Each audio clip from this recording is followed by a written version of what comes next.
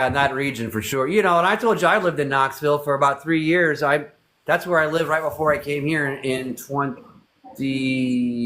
January 2020. I came to Jonesboro area here in Arkansas. But I was in Knoxville for my wife's grad school there. So I love that area. I miss it more than I thought I would once I moved away. Yeah, it's beautiful out here.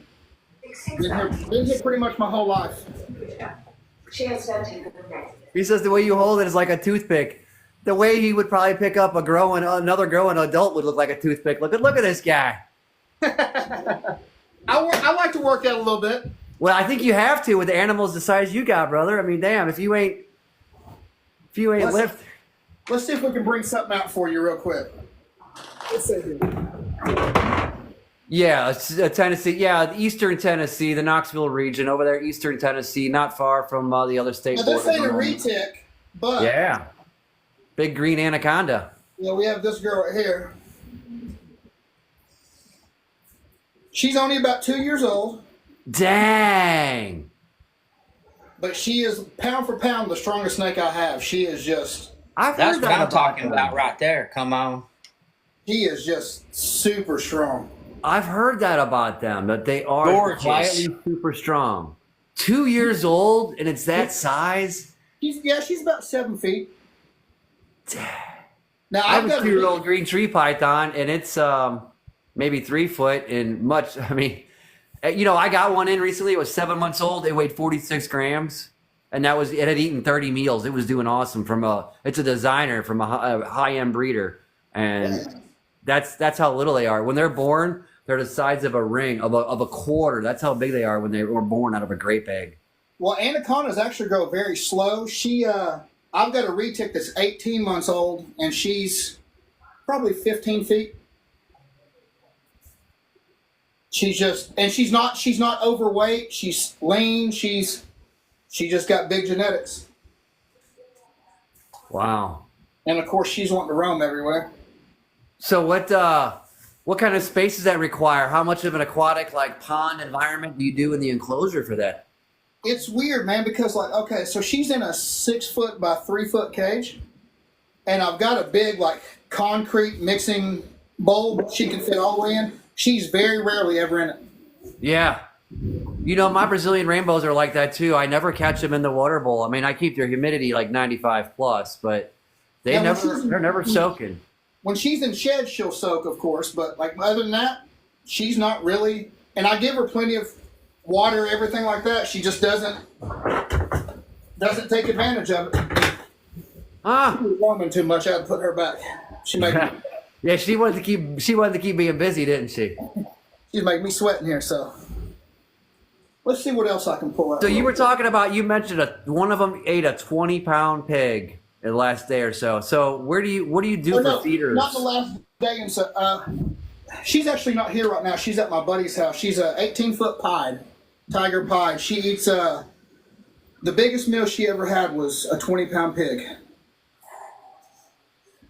So she's but then she only eats maybe 4 times a year. Wow. Okay. How do you source your food? Local farmers around here. I got very lucky. I've got a lady that she breeds rabbits and pigs and gives me great deals. So very cool.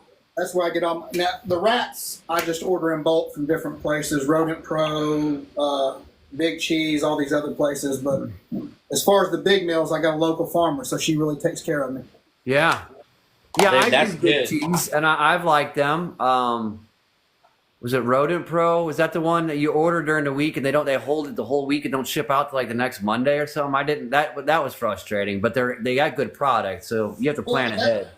That's kind of why I switched to Big Cheese. They're pretty good about within a couple of days they've got your order out and it's there to you. So heck yeah, dude! I ordered on a Monday morning and the thing was on my door by Wednesday. Yeah, they're good about stuff like that. So let's see. I'm trying to see what else I can. Here, let me get this high white pied out real fast.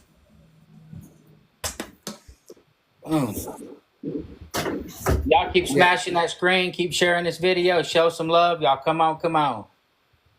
Have you guys? Anyone? I see comments are rolling by, kind of confirming what we're mentioning here. Does anyone use Cold Blooded Cafe? I know they sponsor a lot of shows that I love on YouTube, and I know that the great reputation. Has anyone got experience with Cold Blooded Cafe in comparison? Wow, that's a high white pie. Yeah, already. that's actually a good question. I've heard a lot of good stuff about Lane Labs. I know several people that use them, and they love Lane Labs. Like consistent, shipping's good, never an issue, or if ever, I mean, they handle it. Consistent. Their rodents are consistent. This girl's about 2 years old as well. The anaconda looks so much thicker. Oh, way thicker. And he's just feeding those mice, guys. That's it. Just little mice. Just pinkies.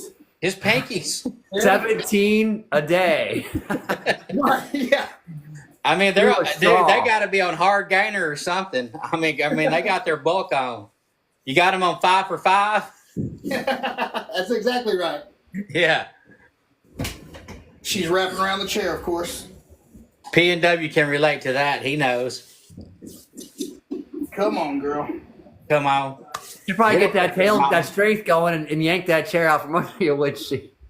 Oh, yeah, she definitely would. And, of course, she's going to be active today, too, so. I produced her about 2 years ago. She definitely she has a little bit of a wobble, which comes from the JAG gene. It's nothing bad. And we think Super Tiger as well because she's so high white. And, of course, the pie. She has one spot on her tail. That's it. The Super Tiger, those are retics, right? Yeah, these are all retics. Those are retics, okay. So you said what gene caused the wobble? It was the same as in carpet, right? The JAG, yeah. Yeah. Out of all the JAGs I've produced, I work with that gene quite a bit. She has by far the worst wobble, and it's still not that bad. Yeah. All the other ones have been really, really good. Hardly no wobble at all, but Does that do anything for the breeding? The going forward? Does it hinder them in any way? no, most of the ones I've produced, like I said, it'll be let's see if I can get a free hand here. It'll be just sometimes when they get excited, it'll be just a little wobble like that. Just a little. Yeah. She's the only one that kind of does that. No girl. Ugh. So we got a question here. Yeah. Vat Putty Tat, Morph Market, and then RGI and Gray Rider. He's actually the shed test. There's actually places to send in shed. Do they have good shed testing for retics and berms as of yet? Not yet. They're still working on it. I talked to them about it, and I guess it was about a year ago, and they said they're still waiting on people to send sheds in so they can get a database going, and so they're still working on it. All right. Well, there you go. Shed testing, you're asked the breeder. Get something from someone knowledgeable that knows what they put together. Yeah, That's another way. You run into that a lot. People will mislabel stuff, and it's not hard. Just do your research and know what you're putting together. Don't just throw. A lot of people, especially in the retic game, I don't know about the ball python game or anything, but they'll just throw stuff together to throw stuff together. Everything I have a plan for. Everything. And I've thought it out 2 or 3 generations in a row. Okay, when I make this, I'm going to put this with this. Like, I always have a plan. Yeah. All right. And that's so important. I mean, that is identical to any good mantra. I can't think of a serious breeder that would say any different, honestly, no matter what species. We got you work with berms, right, as well? No, sir, I do not. You do not? Okay. I've had some in the past, but I never did any breeding with them. Backstory on me, I got my first retic in 1999. And it was, of course, we could import then, so it was pretty much wild caught, and it was a nasty little snake. Right. It would bite you all the time. Yep. But it made me, I fell in love with it. So from the time I was a child, I would walk into my mother's house with lizards, snakes, turtles, frogs, whatever. And then I'd had a couple of ball pythons and stuff like that. Then I didn't know much about retics back then. And this local pet store, he had some. So I was like, man, I'm going to get one of these. This thing looks cool. I got bit all the time, but it made me fall in love with it. And I've had them on and off since then. And then over the last 6 years, I've decided to make it a business. And So 6 years, you put your head into it and went straight into a plant more. Yeah. Do you know about the attitude on berms on some different morphs? I mean, in your circles, have you a pied or a caramel? Which would be I know, is there a temperament difference between them? not from what anyone's told me.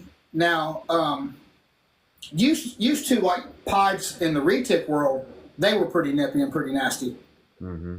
But I think as time goes on and there's more captive breeding with those morphs, it kind of breeds all that out of them.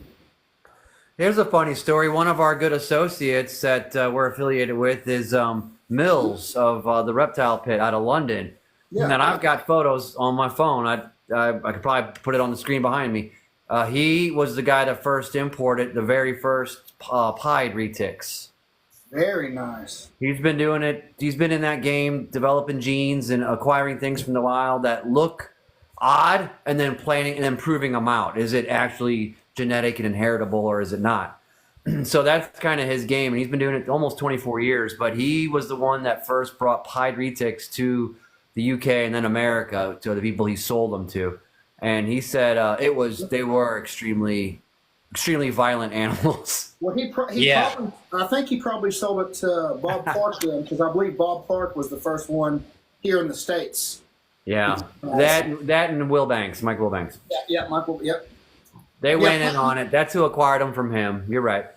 That's amazing. See, I wish we could still import stuff. Mm-hmm. Because what we have here is what we have. I mean, that's. And then why are retics closed from their location? Can you explore about that? As far as what bringing them in, how come you can't import? The Lacey Act, because I guess they were worried that they were going to like take over, like supposedly like the berms have in Florida, and right. So they just the Lacey Act put a stop on that. I think it was 2015 or 16. They put a stop on importing retics. Okay. Wow. I thought maybe there was a regional issue, Australia or something. No. So the species was vilified. Yep. Wow. So what you got is what you got. So that's limited on anything new unless something slips through the cracks. Right. Slips through the cracks there. Yeah, we'll say that. It does from time to time. Yes, as it does. Does that drive you or anybody in your retic community to say, oh, holy shit, we're going to lose some of the OG genes, the real pure blood? Does anybody work, like with green tree pythons, does anybody work with localities and keep them non-morph, but just simply as pure to the wild as they can, or is nobody doing that? They do that more in the super dwarf retics. Okay. They keep those more. They're starting to get morphs in those as well, but like if you look, like say, just take something as simple as like a tiger retic, that morph. The tigers from like 20 years ago look way different from the tigers now. It's just crazy how they've changed. Like line breeding, yeah, perfecting it. Yeah. In my opinion, they actually look better from back in the day. Really? As far as that specific gene, like it's just, but it gets to the point where we've only got so much stuff to work with. Yeah. But the super dwarfs, that area of retics, they really keep it kind of like the Calatoas with the Calatoas, the Kiowatis with the Kiowatis, the Madus with the Madus, stuff like that. Like but everybody in the retic game kind of went on a morph craze and like gene stacking, and I want to have a world's first, and I want to be the first one to produce this, and yeah, it kind of got crazy after that. So are those localities then on the super dwarfs? Yeah, Kiowati, Kalatoa, Madu. There's, I think in the United States, I may be wrong, but I think there's like maybe 12 localities. Yeah. And again, quite similar to green tree python. See, I'm not super knowledgeable, and I know a lot of people in the audience that I see a lot of regulars that come to and watch our show. So a few people are more knowledgeable, but I think a lot of this is pretty pretty new information, myself included. So if I'm asking like remedial questions, I apologize. No. I ask all the questions. Actually, you know what? I've got a little male super dwarf. He's 2 years old. He's 75% Kalatoa. Let me show you this guy. Just the size difference. Okay. So had a comment. Thought Eric was Joe Rogan showing retics, and I said, "Yeah, Joe Rogan stand-in." Hey, I've heard that many times. I said, "That's a stand-in." So very funny, very cool. So this is a 2-year-old male, Wow. and he eats like literally every 7 days. That is wild. He is 2 years old. Wow. He won't grow, and he's not even a full super dwarf. He's 75% That's Kalatoa. just it. Huh. That's like a good sized adult green tree. That's interesting. There's about Yeah. 12 localities of them as well. That's very nice. So there's a lot of similarities here, despite the animals being so different in size. There's a lot I'm hearing that, sounds like what I study. So that's interesting, man. And I love green tree pythons. I would love to get in some of those. Well, you're talking to the avenue to get what you want right there. I got you at least 5 price levels all over the U.S. You just tell me what you're looking for. Yeah. We'll have to do some talking. I know a guy and a gal and another guy. Right. That's what I like to hear. But yeah, that was a 2-year-old male. Very nice. That's amazing. So now there's a dwarf in between. Yeah, and even the dwarfs, so Jampea is supposed to be a dwarf, that locality. But I've still seen some of those at 12 feet, 14 feet. Yeah, but with the retic, that could hit what? They can hit 18 to 24 in that neighborhood, right? Oh yeah, I've got a couple of buddies. They've got some 20-footers, and people don't realize how much. Like I hear people all the time. They're like, "Oh, I've got like this 15-foot retic, this 18-foot retic, and it'll be like 12 feet." I'm like, guys, you don't understand. Like even from like the biggest one I have here currently is about 17 feet, 120 pounds. She's like this big around. Wow, yeah. And the difference between her and a 15-footer is crazy. Just that 2 feet makes all the world of difference. And something I've noticed over the last few years, not many people truly have the giant snakes anymore. You don't see many that are 18 plus feet. Right. Because of the line breeding and what people find desirable in the marketplace, they're trying to curtail it towards people that don't have an 8x8 bedroom to spare and retrofit into a snake room by itself for one animal. Pretty much, yeah. And they'll get something from somebody who's doesn't really know what they bred, and it may have super dwarf in it or something like that. So it's just constantly. Now, like the Sulawesi retics, those get big. I've got some buddies who have some of those that are 18, 19, 20 feet and just massive animals. But that's another locality where they just keep those pretty much pure. Gotcha. Well, what else you got you can show us that hasn't eaten recently? I'll show you just a wild type, just normal retic, and they're beautiful in themselves. No morph in it. Now it's het for ocelot, which is a high end gene, but this is just a normal.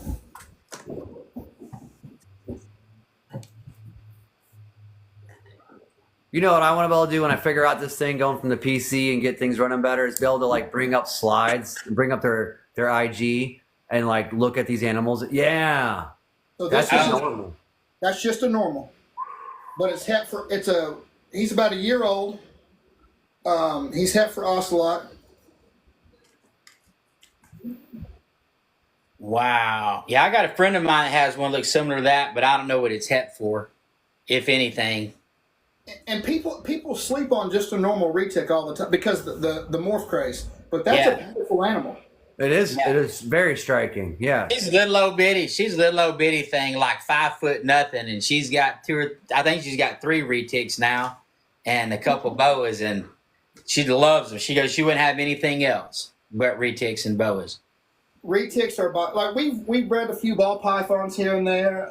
That was more for my wife. She wanted something she could, but then she got bored with them. Retics, by far and away, my favorite. They're just so intelligent. You can literally see them thinking. Like, it's Right. amazing animal to work with. But I really like that super dwarf size because, I mean, that's a manageable animal right there. Yeah. That you're not having to worry about something getting 15, 18, feet. A close friend of mine has a female. She's, I want to say 6 years old, and she's 75% as well. She's only 8 feet. Dude. Is there any difference in appearance on them? Like, is this Yeah. one very striking as a normal? Is a normal super dwarf just as beautiful, or is there something better or worse? It's going to depend on that locality where you get it Okay. from. Okay. Like, they're going to have different patterns, different colors. Like I said, whether it's Kalatoa, Kiawati, Madu, whatever Jampea, which is a dwarf, it's going to be a little bit different. What So, islands or what areas is that from specifically? Do you know? That's all Pacific Islands. Okay. Yeah, all Pacific Islands. Man, those are, and I spent a decade in the reef and aquarium world commercially, and I'm aware of a lot of places that are little blips on the map, but I have to be honest, I actually have never heard of those islands, so that's pretty awesome, dude. Yeah, then of course, this is just a mainland, so Southeast Asia, they're going to bigger prey items, so they're going to grow bigger. Yeah. And some people don't think that super dwarfs are quote unquote real. They're like, no, man, you can still feed that snake and it'll still get huge. That's a 2-year-old male. He eats every 7 days. He's on medium to large rats, and he will not grow. He doesn't miss a meal. I don't underfeed him to keep him small. I don't do anything like that. Is that like a bonsai where you bind the roots and trim them for 20 years? Yeah, exactly. Yeah. So Court's asking, how big do retics in the wild typically get? We know they're not real fat, but like lengthwise. I mean, they have supposedly, no actual record of it, seen some 29, 30 feet. That's what I've heard. Yeah, I've heard 30 feet. The biggest one in captivity, I think she passed away a few years ago. Her name was Medusa. She was in Kansas City. She was right at 27 feet. Dang. She was a big, big girl. Wow. 27 feet. 20. Do you recommend handling them more than once a day? That's a good question. Actually, so my hatchlings, whenever we pride ourselves on when we sell a retic, we want it to be socialized. So from the time they come out of the egg, after they have their first shed and they have their first couple of meals, I hold them every 2 or 3 days. I'll literally go through like this past year we produced 76 retic babies. I would literally go through every couple of days, every slot, and handle every snake. Canova just started a program for that. There's 3 price tiers you can get in, for socialized pet level animals before they leave the facility and they come home to you. Did you realize that? Did you hear about that? I did not know that. There's a $100 add-on, a $200, and a $400 add-on, I believe. And all you got to do is come over to us. We're already doing it anyway, and you're not having to pay an extra markup fee. Because you see what Dredd does, plays with his, and you see that puppy playpen I had out the other day, and all the snakes in it, right? There you go. That socialization, they're getting time in. Shh, that's overrated. I might have to do that on some retics and have a tier there. Get you a little setup, man. It'd be cool. Yeah, that's dude. exactly it. It's like a friendliness boot camp, and it's proven you're the dog whisperer with snakes, and then you charge for it. I mean, I'll have to come up with a dreadnought line of reptile playpens. But then what about the liability when it nips at little Susie? Then what happens? I want my $100 back. No. Even like this guy, I'm sitting here touching his head, rubbing his head like. Yeah, and not a problem. Yeah. That's what people like to see right there, right? That shows you spend quality time with your animals. I'm touching its mouth. It's not doing. Yeah. And even on that note, you'll know if anything weird's going on with them because you're physically handling them several times a week, as Constrictly and myself does. if this snake was defensive, I would feel it tighten its body up. It'd be real tense, and Yeah. I would look at its tongue flicks too. If it's got long, slow tongue flicks, it's calm. If it's really short, fast, you'll know that that animal's stressed out. Yeah. He's frustrated with something. Yeah. And that means put him up. Give him Exactly. a break, right? That's with all Exactly. your reptiles, guys. Every animal has its own behavior. Learn their behavior, whenever they're a little stressed, put them back up. Give them some time off. Let them. I'm glad you guys brought up behavior. I hear a lot about this pushing, about them, and I know what it is physically. But can you talk about go in depth about what that is and like what causes that or what things might lead to it? Not just a cage stressor, but what other factors could be there? So there's a couple of factors. It could be the snake is hungry. It could be the humidity's off. It could be the temps off.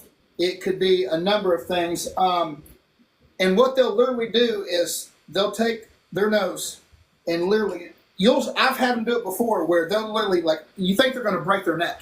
They're pressing so hard. Oh wow. Okay. And eventually when they keep doing it, their lips will swell up. Their lips will kind of fall back. Their face will be swollen. I've seen snakes before that people have had for sale at reptile shows, and I automatically know the snake's a pusher and something's off because right on the top of the nose right there, there'll be a little knot. Yep. Where that's pushed and then it's healed up, but there's still a knot there. So you got scar tissue that builds up, causing that. Yeah. Okay. And that's because there's something wrong with what you're keeping them in or you're underfeeding them. And a lot of people don't think to check that. Like, okay, why is the snake doing this? There's a reason why it's doing it. What's the why? Yes. Yeah. They just get lazy or it's just... Is there seasons that can bring that on, or the urge to breed? Are those factors? But temporary. Males will do it during breeding season sometimes. Well, what are some of the other hunger behaviors that they might exhibit? We have that question coming up. Okay, so retics are very, very voracious eaters. So there's sometimes, even though it may be, for me, the number one indicator that a snake is getting hungry, most of the time, retics are just sitting there. They don't really move that much in the cage. Now, when you get them out, they're wanting to explore. But if you notice your snake is starting to roam a lot, that's a good indicator that snake's hungry. Okay. Yeah. So then you want to think about when's the last time I fed that snake. And I don't feed on a strict schedule. No. When it comes to the adults. Because we've got a girl that's behind my banner right there. She ate 3 days ago. She had a 8-pound pig. I won't feed her again until I really seen her start to move all over her enclosure, and that could be 2 months from now. Yeah, you want to give her time for her digestive system and her metabolism to do what it needs to do and work off that energy. Now, the babies I will feed on the schedule. The hatchlings, I'll feed on a schedule. I'll feed them every 7 to 10 days. Usually every 7 days on newborns. Just to try to get them going. But other than that, I don't really feed on a schedule. I don't do anything like that. Okay. What was pushing? They might have missed your explanation, but pushing is when the snake is taking their face and pressing into generally an acrylic or a glass window up front, what they can see out of, right? And they're pushing against it. Sometimes you'll see them in the back of the cage where there's nothing, and they'll be pushing down in the corner. It's like they're looking for a weak spot to try to get out. Because, like I said, temperatures are off, humidity's off. I'm hungry. I'm looking for food. I've got to get out of here. Yep. And a lot of times it is hunger, because a lot of people do underfeed retics. And a lot of times if you just throw them a meal, they'll settle right down. Yep. What do you start newborn hatchlings on? What's the? It's not red hot pinky mice. I can tell you that. I try to do.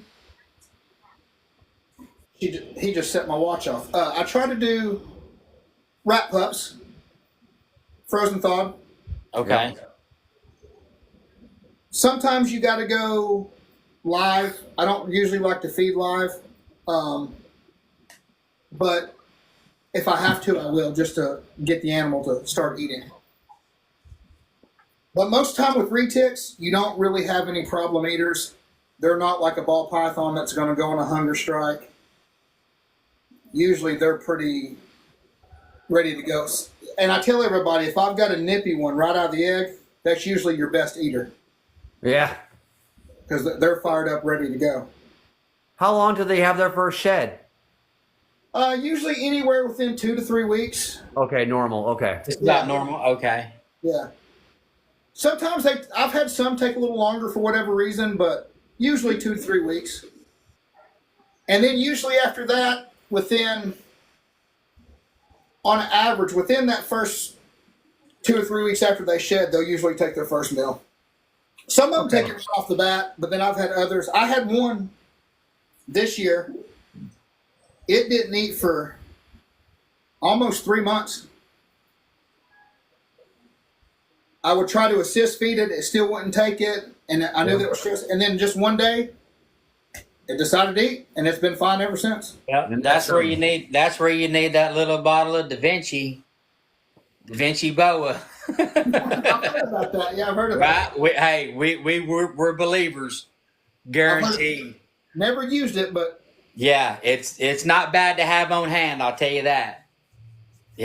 So we got educated very well on that the other day. I've been using it for a while, but no, that's good. You're not having any issues really with your babies or any of them going off food and getting them to eat. I mean, that's super good. that's just because the prey drive for retics is Right. Like, I mean, I've got snakes that are the most chill snake, like in the world. But as soon as if they're getting hungry, when you slide that door open, they're coming out. Okay, Yep. We have a question. We're talking about retics here. What would be the best way to switch a retic from feeding live to feeding frozen? Do freshly killed. Okay. Yeah. Live to pre-K, then to frozen. Yeah, do freshly. If they're only eating live, do a freshly killed. Do that for a few weeks, and then usually that'll get them to switch over. If you can do pre-K, guys, do that. Yeah. We know that's not available to everybody, or people don't want to do that sort of thing. You try that if you can. But typically, I've had to do that before, where I've had some that will, for whatever reason, only eat live, and it's only happened a couple times. So when I want them to switch over, I'll just get a little live rat pup. I'll kill it, and then feed it right to them because it still has that right temperature. Yeah. right. And then that'll get them usually to. Yep. So how many clutches a year do you do? I only like to do no more than 4. Yep. Um, And I think that's responsible. I think that's really smart because not everybody should have an animal that size, and you don't want to flood the market. So I think that's really smart. Exactly.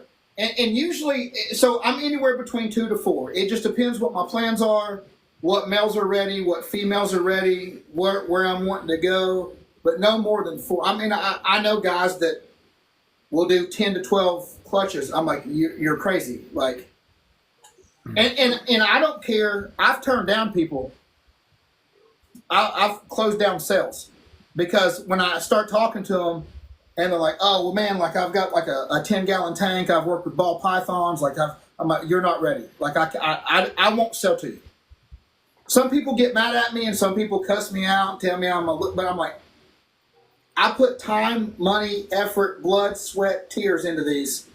I don't want it to go to someone who's not going to properly take care of it, and then get freaked out by it when it starts putting on size, and then just give to somebody else who doesn't know what they're doing. Or I feel the same way. Yeah. I'd rather just keep it and try to sell to someone else who I know will take care of it. Yeah. I plan to operate that way with my Brazilian rainbow boas and green tree python offspring because I'm just not going to. I even think I have it on my morph market in like the store policy because unless someone, someone can talk the talk and walk the walk. I mean, you kind of know what they're getting to, or if they're not, are they coachable? Are they willing to make the right moves to put it in the right enclosure? If they're just like, man, I got an Exoterra with a screen top and it's so cool, I spent $250 on it, I'm putting that snake in there, and you're like, no, you're not, because it's a death sentence. In about 4 months, it's going to outgrow that for one. You're not going to be able to keep the heat that you need, the humidity that you need. And like, that's the thing for yeah, it's just, and something I also pride myself on, anybody that buys a snake off me, I give you my personal cell phone number. So you can call me, text me with any questions that you have. I'm always willing to help out. And if I don't have the answer, I've got, my circle is small, but I've got 5 people that have been doing this for 20 plus years that I can call and get an answer for you. Yep. And that's great, man. That community is all everything. I really feel like. So many times, man, even like when I first got in 6 years ago, and that wasn't that long ago when I started to make it a business, there were so many people that just wouldn't help you. They just wouldn't. Really? They just didn't answer your questions. Now, there were some that did, but then there were some that they just didn't care. They were just like, don't ask me. Figure it out yourself. Did they think that you were going to be competition? They didn't want to help their own competition come up, or what? I don't even think it was so much that. I literally had one guy just go figure it out yourself. There's the internet out there. That's cool. I'm like, well, the internet's different. Like me reading something, but you personally experiencing it is different. Yeah. And that's what we try to do, man, on this show every week is have someone different and like share knowledge and make it fun, you know, make it approachable, make it interactive and make it fun. I mean, that's why we are on this platform and not like exclusively on YouTube, because that's a crowded market. And I feel like it's kind of one-sided. This is so much more, I think, like real-time answers and real-time experience and sharing knowledge and like helping people grow is definitely what we're all about. I mean, that's what we started this whole show on. It's been 4 months now. And man, I want to see, like me, I want to see everybody succeed. Yeah. We do too. Like I want to see if you have a passion for it and you really love it and you're wanting to get any way I can help out. And I don't know much. I've only been doing it 6 years, but like I said, I can always get you an answer. I just want to see you thrive and succeed. Yeah. Deacon Strictly, he lives by our motto too. We know just enough to know. We don't know anything at all. Exactly. And when people are coming up, like, I think that closed mindset. See, I started in reptiles 30 years ago at the biggest reptile shop in St. Louis. I think some of the biggest snakes I ever worked with were probably 8 to 10 foot Burmese. And, you know, when I was 16, that was huge. So, and they were wild caught. They were friendly compared to the wild caught retics, I'll tell you that.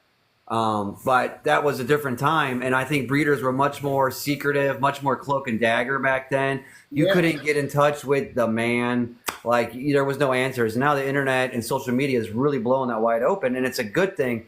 And if you're worried about teaching somebody that's going to pass you up, maybe you need to raise your own game because you had the head start.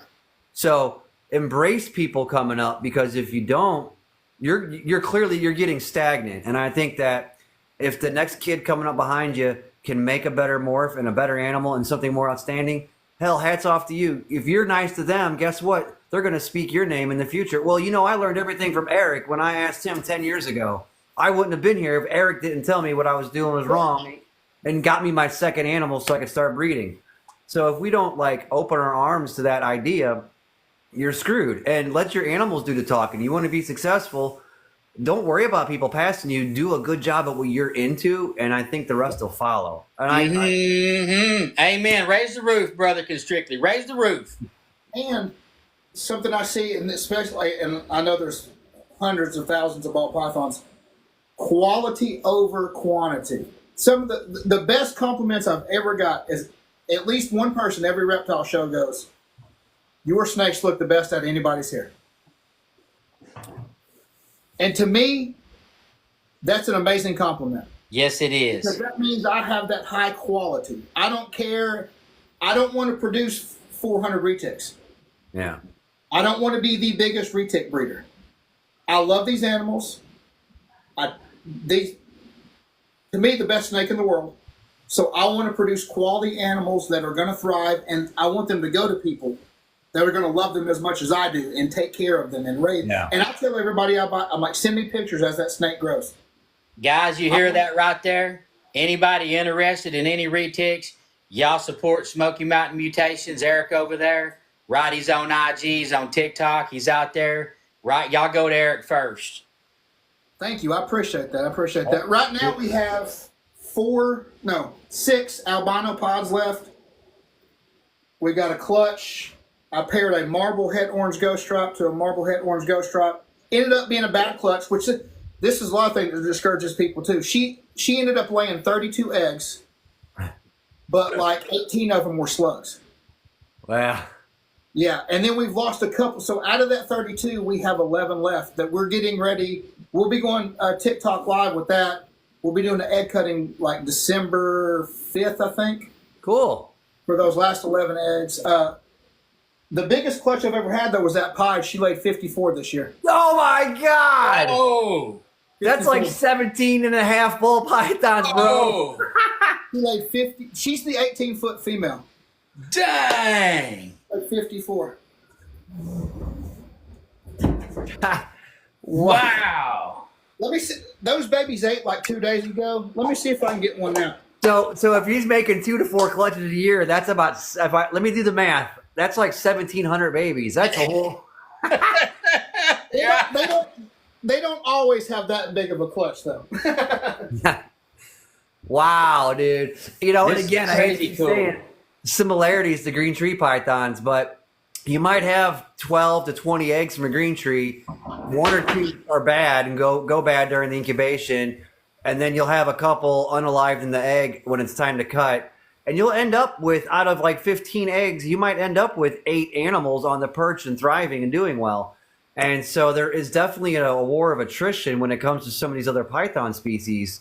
The numbers are inflated, but it's still kind of a similar ratio with what you're saying. Right. It's not like I got 6 eggs from a ball python, and generally, all 6 are good, so to speak. The rate of failure from the get-go is a lot lower on ball pythons, and it's a smaller clutch, so maybe that's just nature's way of leveling the playing field, Well, now that clutch of 54, we only lost 4. Wow. Yeah. Dude. And That's a 90%. We had a female lay before that. She laid 32, and all 32 were good. 25K, guys. Come on. Keep smashing that screen. Show some love. Y'all keep supporting this show. Oh, Get wow. it out there. Naughty business. Come on, Naughties. Give Eric all the love he needs, right? Y'all supporting. Let's This do is it. an albino pied? It is an albino pod. It's a white phase albino. Dang. These Those are, got to sell like hotcakes for you, brother, don't they? People love I've got 6 left out of 50. So, do you have like a waiting list? I mean, you got people just when you got them ready, I'm ready, or how's that working for you? No real waiting list. When I get them, when they're ready, I'll start posting them on TikTok. I'll post them on Instagram, Facebook. So I don't use Morph Market much, funny enough. I think in the last, Fair enough. I've had Morph Market for 4 years. I think I've sold 6 snakes.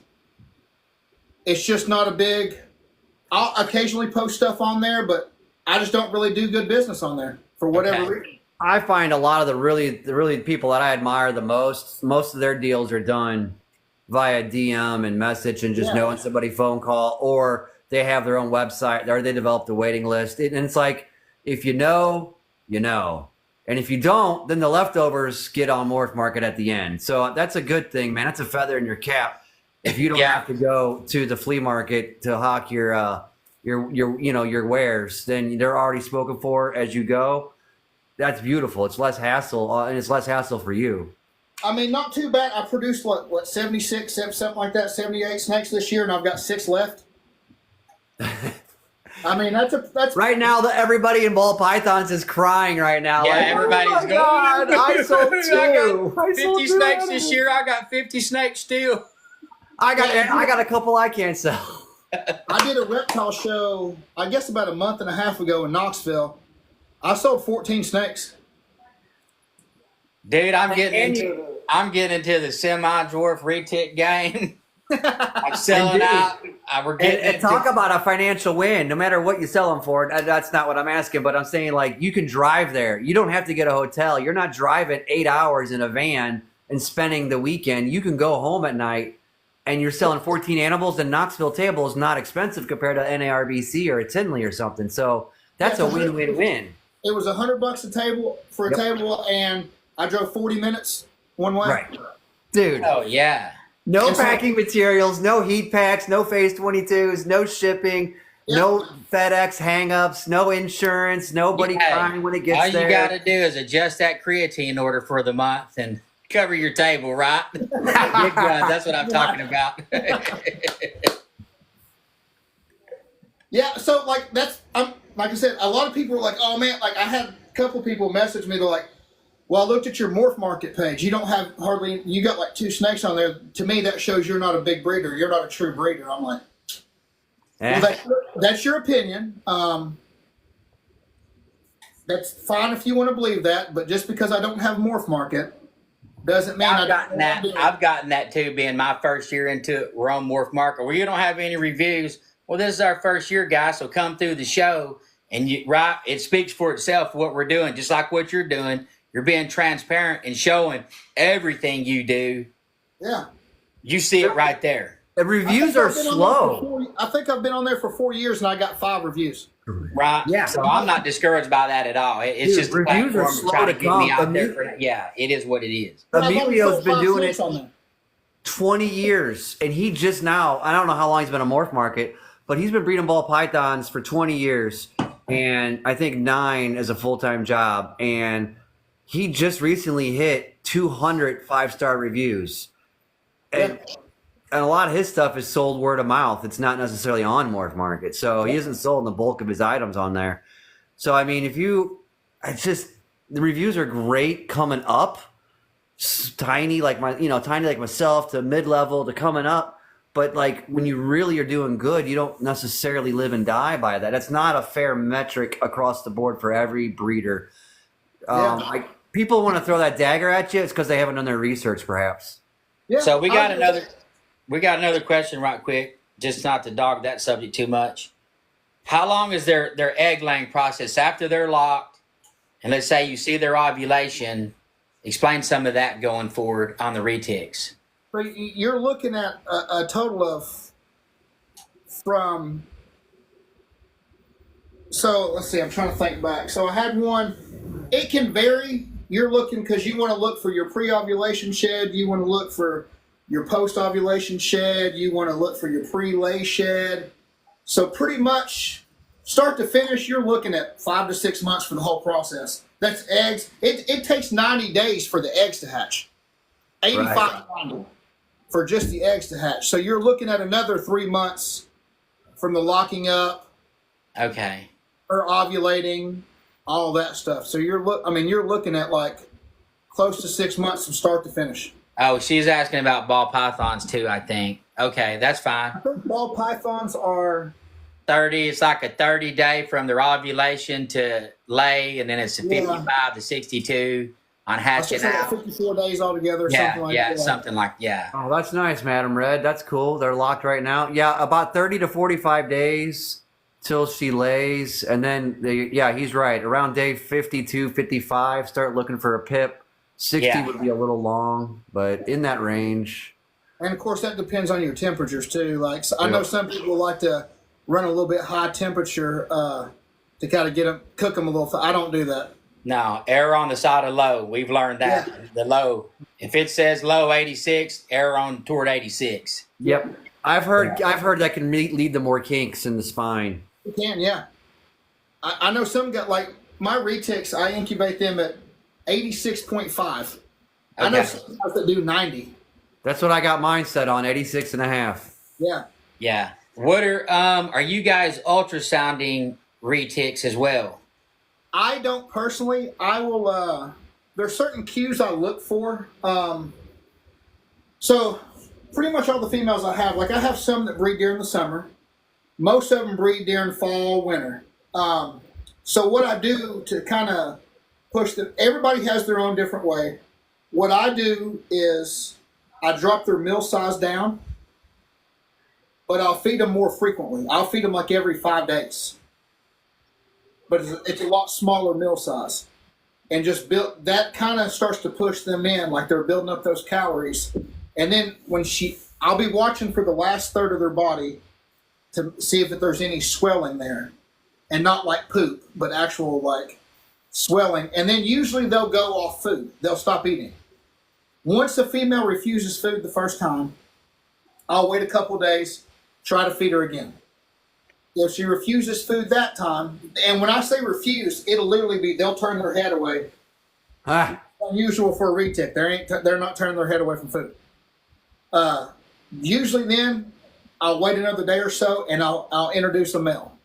And once I introduce the male, you'll notice if she is starting to cycle, he'll actually do these big arches along the cage, kind of displaying himself. And then if she is starting to cycle, he'll literally make his way to her. He'll crawl up on her and he'll have his little spurs going all up and down her body. And if she's receptive, she'll let him stay in there with her. Now I've had females kill males before. That's why I always watch. really? Oh yeah. This past year actually, the mother of this killed the first male I put in there with her. I can relate. Yeah. See, so yeah. Funny enough, it was the same male she bred with the year before. And wow. And then 2 days after that, I threw a different male in there.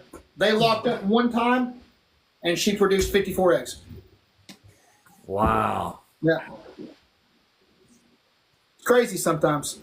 That's why you got to really watch them. How long do you leave them paired up for? So the way I usually do it, again, everybody's different. I will leave him in there for maybe 3 days. Yep. I've got, when they're breeding, I put actual cameras on the cages so I can see what's going on when I'm not here, see if they're locking. I'll then take him out, feed him something very, very small, give him a day or so off, throw him back in there. And as long as they're still together, I will leave him in there. However, and I'll take him out every 3 days. Once I see that he's on one side of the cage and she's on the other, 95% of the time that's a good indicator that they've got the job done. There's no more interest, or you've missed it. Maybe they didn't lock up. But either way, that's a good indicator. If they're completely on opposite sides of the cage, then I'll just pull them out, and then I'm just watching for the swelling of the ovulation and everything like that. And I'll literally write down everything, anything I notice. I'll be waiting for the post-ovulation shed. I'll be waiting for the pre-lay shed. I'll write everything down. Is there a time of year that these signs, since you don't ultrasound, is there a time of year that you start pairing? I know green trees, they start putting them September, October, depending on your region, when the weather just starts to break and cool a bit. But they can go all the way through till March. I mean, all winter long, you can have chances to get them to lock up. What about you? If it's a female, it's her first year breeding, I try to do about the same time. Around September, I'll start really feeding them kind of heavy, just to see if they go off food and see if they cycle. But like there's the female, like I told you, that's in behind this banner in that top cage. I know she breeds in June. So around May, middle of April, I'll really start feeding her heavy. And when I say heavy, I don't mean, some people do feed giant meals to them to get them to cycle. I just don't do mine that way. I'll start feeding her every 5 days. Something kind of small until she goes off food. And I know her like the back of my hand. Like she will literally, when she goes off food, the first time you throw a male in there, she's going to buck him. Every time. You'll take him out, wait a couple days. The second time you throw him in there, she's going to buck him. She's going to throw him off. Always the third time. It's like the third time's a charm. As soon as you throw a male in there the third time, she's ready to go and she walks up. And it does it every time. That's just the way she does it. Most everybody else I have, I'll start in September and I'll start pounding them with food. Okay, so you have a cycling to it. Do you, is it more humid or less humid when they go to breed? Do you decrease it then after the food cycling? Do you decrease temperatures, decrease humidity? A lot of people will cycle their temps. I don't really do that. I've never done that. I've never had to do it. Some people swear by it. for me and I keep ambient temperatures. So I don't have That's what Lucas does too from Yeah. the Reptile Lounge Network. Yeah. It sounds like with animals that size, you're running a fire hazard, you're running just a lot of money and electricity to try to heat them individually over and over. And by the time you get done with the net sum of a heat sink, your room's 800 degrees. You know what I mean? Yeah, So exactly. you run your whole room at your 90 degrees, drop it to 80 or, your range, whatever range you find ideal. Then you're saving on electric. You're taking care of all of them at once. There's less fuss, less things for them because they're big animals. They can break and damage things, push into stuff.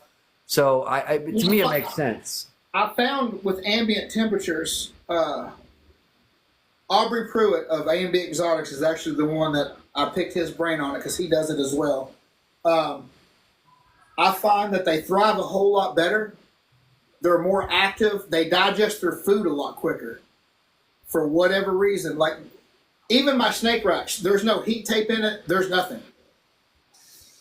Really? It is all ambient temperature all the way across. What's your daytime temp for these big snakes then? I keep them at around 86 degrees.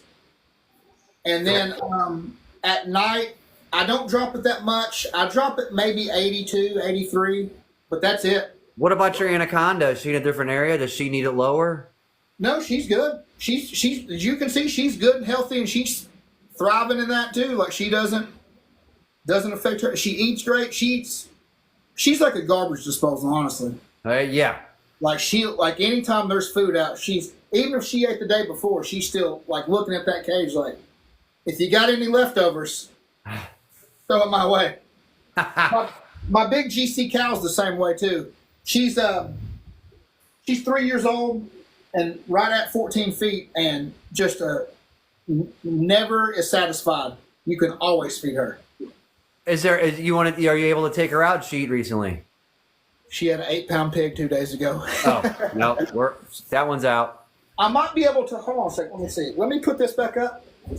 And if you guys are liking that albino pied, I mean, I am. It makes me want one. I just know I don't have the resources to take care of it. But I like that animal a lot. He's got 6 of those available right now. So, Smoky Mountain Mutations, hit him up on DM, Instagram or something, start a conversation. I like Instagram Messenger better myself. But So this is a lower white pied, and it's got a lot more orange in it. how does that change? Does it change through adulthood? Ball pythons, they always look great when they're young, and the complaint is they brown out when they age. What about these guys? The albinos are kind of the same way. They'll lose a lot of that. Now she's got a really bright yellow head compared to that orange body, so that head will still lighten up a little, but the rest of her body will lighten up as she gets older and put some size on her. You can see a little rat right there. Y'all pick each other up in the comments. All right, everybody pick each other up. Help this community grow so we can get other people to get on camera and show their cool animals. And we can help each other out, guys. Question answers. Y'all know how it is. That snake is beautiful. People love the cows, man. They're a crowd pleaser. Yeah, so that's the GC cow. I'll try this girl. Excuse the wet substrate. She knocked over her water bowl. That's the 17-footer with the male in there with her. Yeah. Man. Yeah. Nice.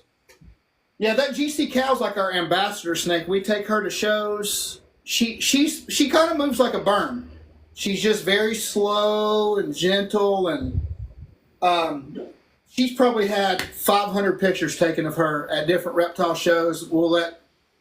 We've even posted pictures on Instagram and TikTok at reptile shows where like children are holding her, and like she's like our ambassador snake. She's the greatest snake ever.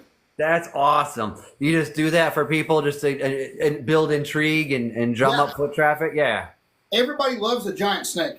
Let me rephrase that. Dude, I love you, brother. I'm so happy to hear that because you know what I hate? As I go to these little rinky-dink 30-table shows, and there's someone there trying to charge $5 to take a picture with like an iguana, and I'm like, bro, it's an iguana, like, right. or whatever. But I mean, just I'm like $5 is a bunch. Like just if anything, $1, or don't ask for a donation, but just put a kid on a smile's face, man. Just take a picture with the animals that you know are safe. I hate that when they charge to do And pictures. I have people that pay me, but like if kids come up and they want to touch it, and I can see that they're intrigued and they're just like in awe, and I'm always like, "You want to hold it?" And they're like, "Yeah," and I'll sit there and let them hold it and just let them, because it's a life experience for them. Yeah. Yeah, absolutely. You never know the next Steve Irwin you might inspire, man. That's what I say about zoos and stuff. It's like you never know what little kid's gonna take that little bit of awesome knowledge and go, man, this is what I want to do. You never know. And how often do you get to see a 14-foot snake that looks like that? You don't. Yeah, like Hey, are you here? some. Wow. It also teaches them not to fear them. That's exactly right. Yeah. Yep. Absolutely. Absolutely. People have this like. People all the time are like, "Oh, snakes are so slimy, they're so nasty," and they have this irrational fear because you're taught from the child that you got to fear these animals. And I'm like, guys, they're not slimy for one. That's been programmed to our DNA for thousands of years to fear reptiles when respect them. Yeah. It's And a they're like, respect thing. and it never felt. Here's the one I get in the retic world all the time from people. Actually, one of my coworkers said this to me the other day. He was like, "Man, I got to ask you about something." I was like, "Okay." He said, "It's a story about retics." He goes, "My stepdad told me." I said, "All right, I think I know where this is going, but go ahead with your story." He goes, "So he had a friend." I was like, "I'm sure he did." I was like, "Let me guess, had a giant snake?" And he was like, "Yeah, how'd you know?" And I was like, "Let me guess. The snake stopped eating." And he was like, "Yeah, do you know the same person?" I was like, wait, there's more. I was like, "Let me guess. They took the snake to the vet. And the vet said, you got to get rid of the snake. And they sleep with the snake too. I forgot to throw that in there. And the snake would stretch out beside them. And the vet said, well, the snake is sizing you up to eat you. You've got to get rid of it." I was like, now let's think about this logically. In the wild, let's say there's a rabbit. Is that rabbit going to sit there and let that snake just stretch? I was like, guys, he's like, how did you know that story? I was like, I've heard it like 2,000 times. Nah, really? I was like, and your dad doesn't know the person. It's not a real person. If it is a real person, like 2,000 people know the same person. Yeah, we all know the same dude. I'm just that's not real. It's not going to happen that way. It doesn't happen that way in the wild. They're not going to slither up next to the prey and like, Dude, yeah, hey. I could eat you. We even get it with ball pythons, the same thing. That snake's gonna size. Come on, it's a ball python. No. Yeah, it's unreal. The stuff like it's just. Oh, it is. But Yeah, that's there's so much misinformation out there, and all these myths and rumors, and that's one thing about us. We like to write. Y'all just never mind that nonsense because that's not really the truth. You know. That's why I love educating people. That's why I love helping people get over their fear of snakes. Like, they're amazing animals. Learn to love. You don't have to love them, but get over that fear. Right. Yeah, get over that fear. Just respect them. Just okay. There you go. I had a guy tell me one time. He goes, "Man, I'm definitely afraid of snakes." I said, "Why is that?" He said, "Man, I had a copperhead jump out of a tree and chase me." I said, "Well, there's a couple." There's a couple things wrong with that. He goes, "What's that?" I said, "Copperheads aren't arboreal, so they're not." And I was like, "And they don't have legs, so they can't jump." I was like, "And if it came towards you, it was probably trying to get away from you, not chasing you." I was like, but yeah, Copperhead jumped out of the tree and chased him. I love it. We hear it all. We hear it too. Yeah. Has one, damn it. He has one. Wait, what's this? He has Oh, one. she's talking about one of the snakes she has. Her boa. Oh. Do you have plans for your anaconda? Is that just a pet? No, I'll breed her eventually. But anacondas, you can't breed them until they're like minimum 6 years old. Oh, 6, yeah. Yeah, minimum. So, and she's only 2, so she's got a few years to go. Yeah. Retics, females, you can breed at 4, sometimes 3, but mainly minimum 4. You know, what's funny is Brazilian rainbow boas are part of that same family lineage as anacondas, and they're not. They're a branch. The rainbow boas, whether it's Colombian, Argentina, Brazilian, and anacondas, yellow or green, they're a different subsuit of the boa family that is kind of it's old. It's a dead end family tree. It didn't really go anywhere else, and it's kind of stopped with that lineage in that, as far as the classification and the genus and stuff. And so that's pretty interesting. Anacondas, I've worked with the yellows and the greens, but they were very young, very small. And I always kind of found that the yellows were way nippier than the greens. Oh, brother. Every yellow anaconda I've ever held has bit me. Really? They got short man syndrome. They're half the size, and so they're just pissed at the world. Hey, same here, brother. I'm only 5'7". I get it. I get it. But literally, Yeah, but you're cool. I mean, you're cool. I mean, I'm not. You don't seem to be an angry man. Too, okay? Little people need love too. Okay. That's right. That's right. That's what Dreads always says. We need love. See, Dred's like, how tall are you, Dred? 6'7", 6'8"? Oh man, I'm a beast. 5'7". He said I'm a beast. Hey, 5'7", full of shit, and can prove it. That's right. That's right. I'm with you. I'm with you. So when's your next clutches coming, man? Look, me and Eric, good looking, got right. See, we can be cousins. Look at that. Look at Come on. that. Hey, look, we both got koi ink on us. I got a retic. Hey, I got koi ink. Oh, he's got a retic. Hell yeah. Oh, Phil's got koi too. See, we're bound for life, guys. Hey, I love it. I love it. The more you know. There you go. Hey, world's first again. Naughty Business Live. Next, we're gonna start getting all the gifts in there. We start taking off our shirts, and then it comes to me, and everyone just leaves. A little leg, like. Well, I do that all the time. We that gets it going. Yeah, Dred will be over there dancing, throw out a spleen. You never know. Maybe popping a little bit. Oh yeah, There it is. There it is. Yeah. I can do it.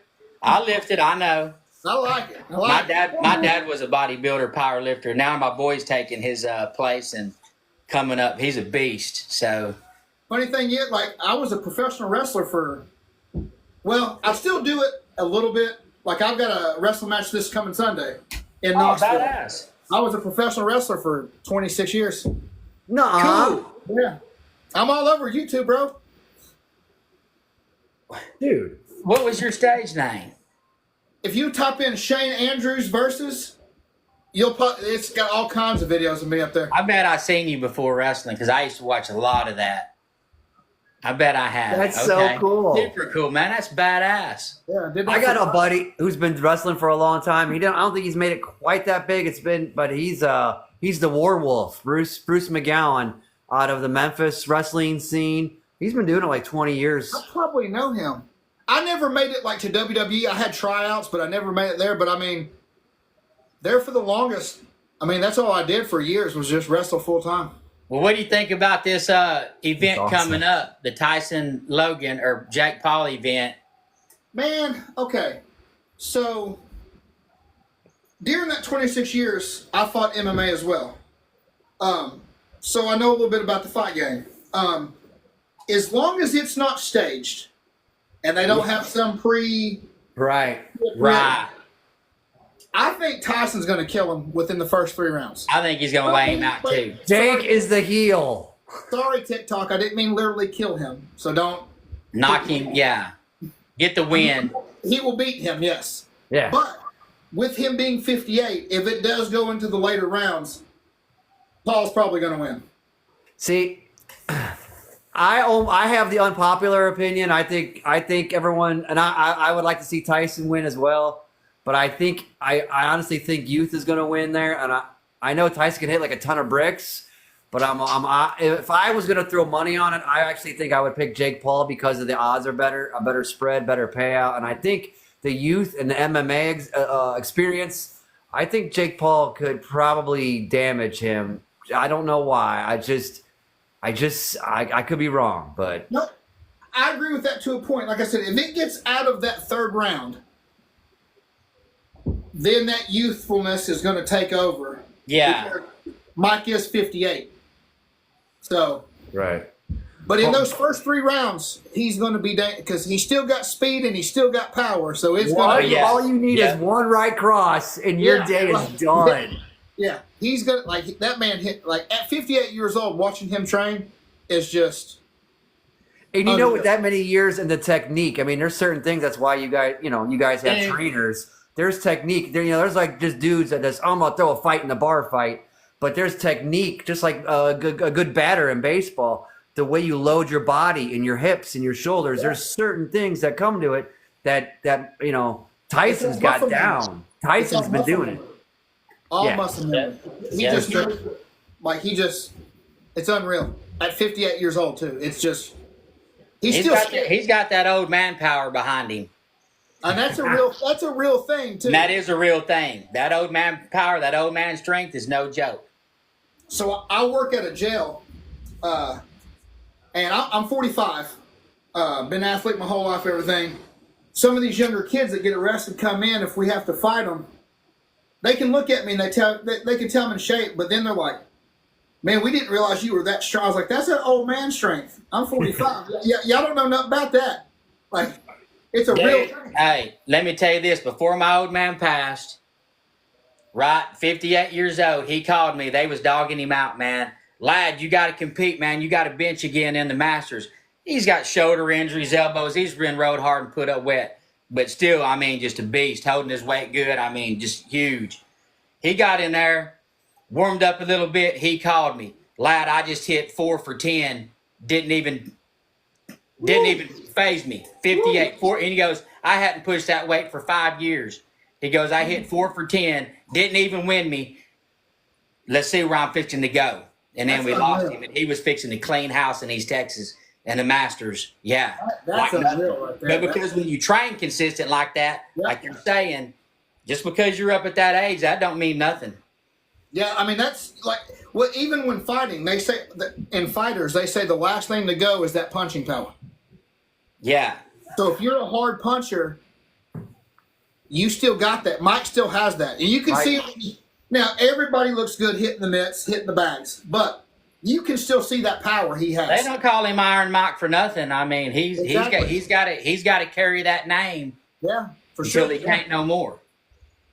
It's going to be a good one, that's for sure. As long as it's not rigged, it's going to be good. Yeah. I hope Mike knocks him out quick. I do too. Yeah. I just hope it's a good, clean, fair fight. Yeah. Yeah. Do you have any other pets that aren't scaly? Do you do it? Is a family with the family and the kids? Since we're going into exotic pets, what do you got? You got anything else that might be extraordinary? Now, I mean, like, we got the snakes here. We got the black dragon at the house. And then we got he's about 80 pounds. He's an American bully. And that's it as far as pets go. One dog, one monitor, and a bunch of snakes.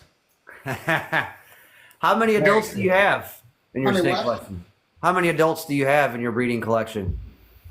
1, 2, 3, 4, 6. 6 feet. Well, that's 6 females that I have that I can breed. Gotcha. All right. I don't like. I'm one of those guys. I'm not out to make world's first. I'm not out to. There's certain morphs that I love personally, that I like the way they look. So that's what I work with. You're focusing on that quality that the genes you want to work with. Yeah. Get the best of those genes.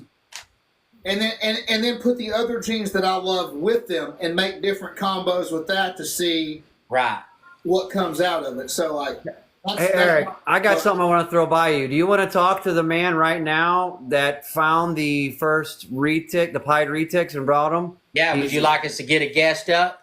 Yeah, that'd be awesome. Yeah, hang on. Come on, buddy. Come on, brother. Get in the box. This is our brother Mills out of London. It's the middle of the night there right now, so it's awesome he's joining us. And we actually have a show with him, part 3 of our miniseries this Saturday.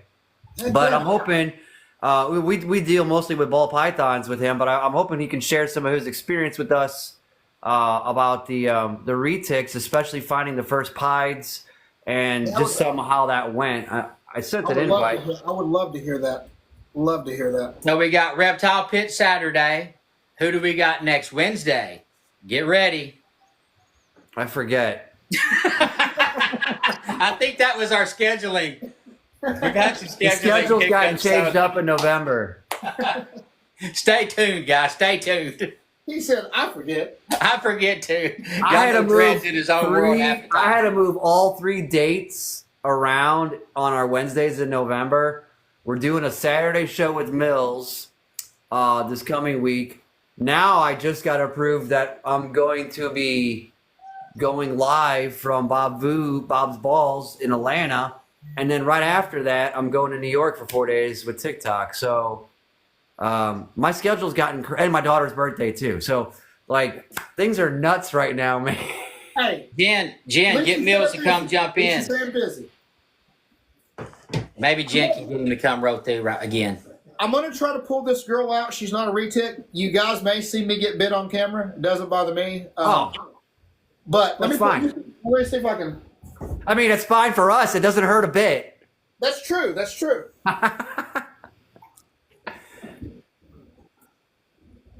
Jen, get Mills up here.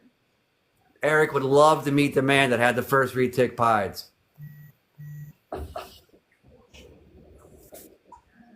I can't leave the live and do stuff because it'll shut down. I can message him on the chat. Yeah, he popped in. Oh, blood. Nice. Oh, yeah. No, get back behind her. Yeah, bloods. She's a little hit and miss. So she's a zigzag blood python. And she is zigzag. She is super stressed out right now. I'm gonna put her back because she's in a bad mood today. Yeah, I hear that with blood pythons. You can have some that are pretty sweet, and other ones they're just feisty, and it takes a little bit to warm up to you. She's usually okay. She's just in a bad. Like we were talking about earlier. On my snakes, if I go to interact with them, and they let me know they're in a bad mood, I just put them back. Today's not their day. Yeah, I'll come back in a day or two. You're good. Right. Well, especially with bloods. I mean, they're heavy. Clearly, they're shorter than your other animals, but I mean, they're so dense and heavy bodied. I understand they can shock deceptively. I mean, they can strike deceptively fast. Fastest strike out there out of all the critters. Like it's amazing. Size teeth that feed that body that size. So I've worked with young ones, and they weren't the nicest. Yeah, that was a long time ago. Most of the time she's all right. I've got a male in there, a male too, but he's deep in shed, so I'm just not going to bother him. He's pretty easy going though, but he's just deep in shed, so I'm not going to disturb him. You got plans? You're working on breeding them as well. Then that's your only pair for those? Yeah. I got those from a close friend of mine. I took them from him. He kind of got out of the business. So, out of Knoxville? Yeah. Matt Garabrandt? Yep. Yeah, him and I are boys. And he's the one that did my tattoo. Matt Garabrandt and I are tight boys. I've gone trick-or-treating with our families together and stuff when I lived in Knoxville. I knew how he got out of the games because he opened up his own tattoo shop with his buddy. Sure did. No shit. You know my boy Matt. I got thermostats in this room from him. Hell yeah. See, small world, man. We know the same people. That's crazy. Matt Garabrandt. Yep. O'Malley's Morphs. R.I.P., brother. I was over at his house a few days ago, and I picked those two up. Yeah, that's wild. Yeah. I've been in that snake room many times, man. And then I go on YouTube and see him in that room with like the guy that wears the purple T-shirt, whatever that. I forget what his name is. Matt from Olympus Reptiles. Olympus, that's it. Yeah. It's like I go on YouTube and I'm like, dude, you're in that little tiny snake room. I've been in there so many times with my boy. Well, he actually gave me that and that rack right there. Nice. Yeah. He had racks on great prices. What's up, Bosa? Thanks for rolling through. Bosa is good people. You know Bosa? I do not. He's like one of the best community supporters out there. Great guy. Works with multiple species. highly, highly connected individual. Everybody loves him for good reason. Hell yeah.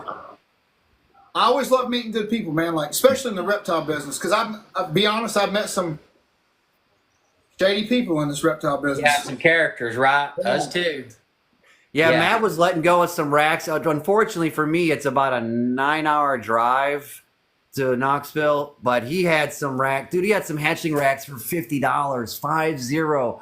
And I'm Yeah. like, oh, a U-Haul and gas there and back still makes it financially viable, but I just didn't have the time to do it. He was letting stuff go so cheap. Yeah, Wow. well, and where he and I are friends, he got me a good deal on those two, and the rack and everything, so I can't complain. Plus, Yeah, I go back in 2 weeks for him to finish that tattoo. So, Dude, tell him Phil says hi. Tell him Phil says hi. That Dude, I and, will and, for and sure. tell him to hurry up with his prices on his used thermostats. I'm just kidding. I just been waiting. He's like, what did he say there, Dredd? I don't want to check messages and lose the live. Huh? Check your messages from Oh Mills. yeah, I'm looking. So Jen messaged him too. Both Oh, he said he had to deal with some stuff. He'll try to jump on in a minute. Okay, so Mills is our friend, I'm like I with said, from London. We have learned a lot with him. We're getting further in association with him. We're trying to build a good community on both sides of the pond, in fact. And I did one promo right before the show and dropped it. A little bit of an unusual time, but I needed to because the days were ticking by here.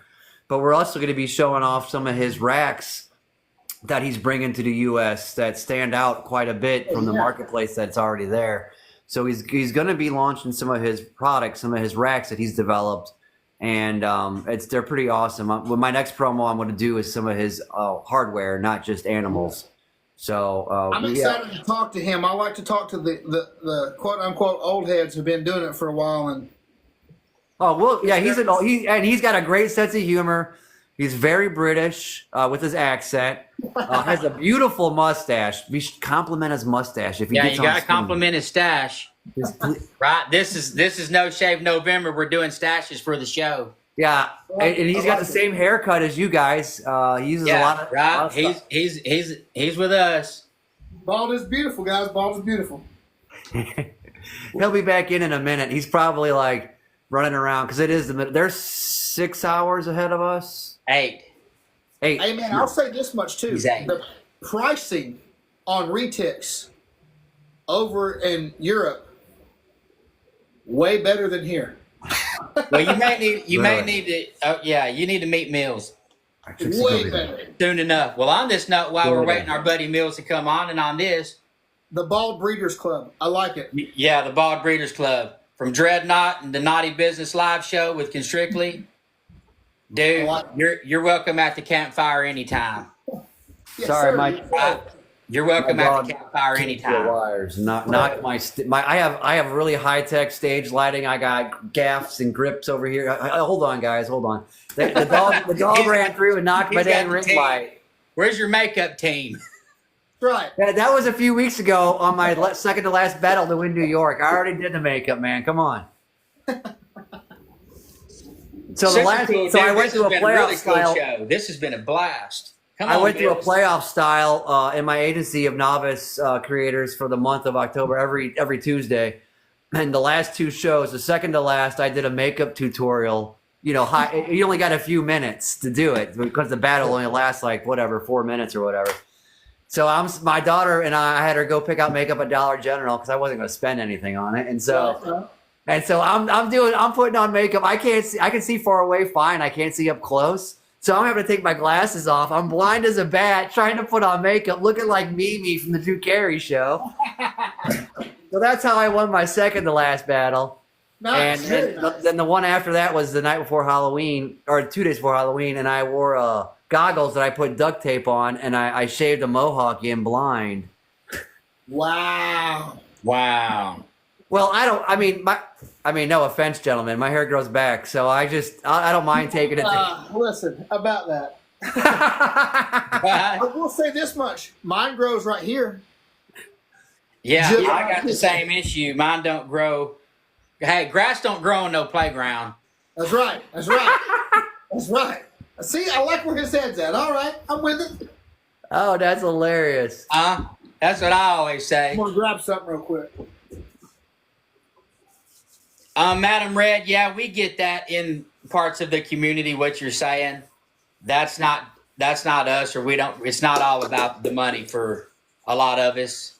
Where it is just for some people, we get that. So definitely do your research if you're getting from someone, but you got to do it right. You got to put your animals first. Well, that's like, was she talking about the whole doing it for money? Yeah, That's like I said, I've refused sales. So because you hear that a lot. Yeah. And and I've seen all the big dogs, people that pull down 6 figures a year doing this full time. They tell you don't chase what you've already seen created or this or that. Take inspiration from it, but if you're going to breed, and we learned this from Kyle Hoffman, who hangs out with us a bunch. Is like if you got $2,000, don't get 10 snakes for $2,000. Get 3. Get 1 male and 2 females, are really good ones that you can afford. Whether your budget's $100 or $10,000, doesn't matter. And just get less animals, less resources that you need to keep those animals alive and healthy and fed and breed. And then when you make those babies, they're worth more to sell. It's more gratifying, and you can then get better animals and move forward. Don't get 10 junk animals and just go, well, now I'm a breeder. I'm officially in the club. Don't just do that, because you spread yourself thin, and then where are you going to move your animals to? And now the fact that you have 6 adult females speaks to that same theory. High quality animals you put time and investment in to make quality product at a limited quantity. Like you said, quality over quantity. Someone came to your table and told you one of the best compliments was, these are the best looking retics I've seen or at this show or ever.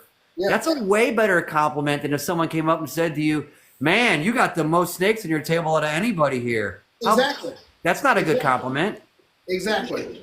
And like I see people chasing morphs all the time. I mean, like, I got to save up. I got to get this $10,000 snake, and I'm like, why? Do you really like that pattern? Do you really like that color? Do you really enjoy the way that snake looks? One.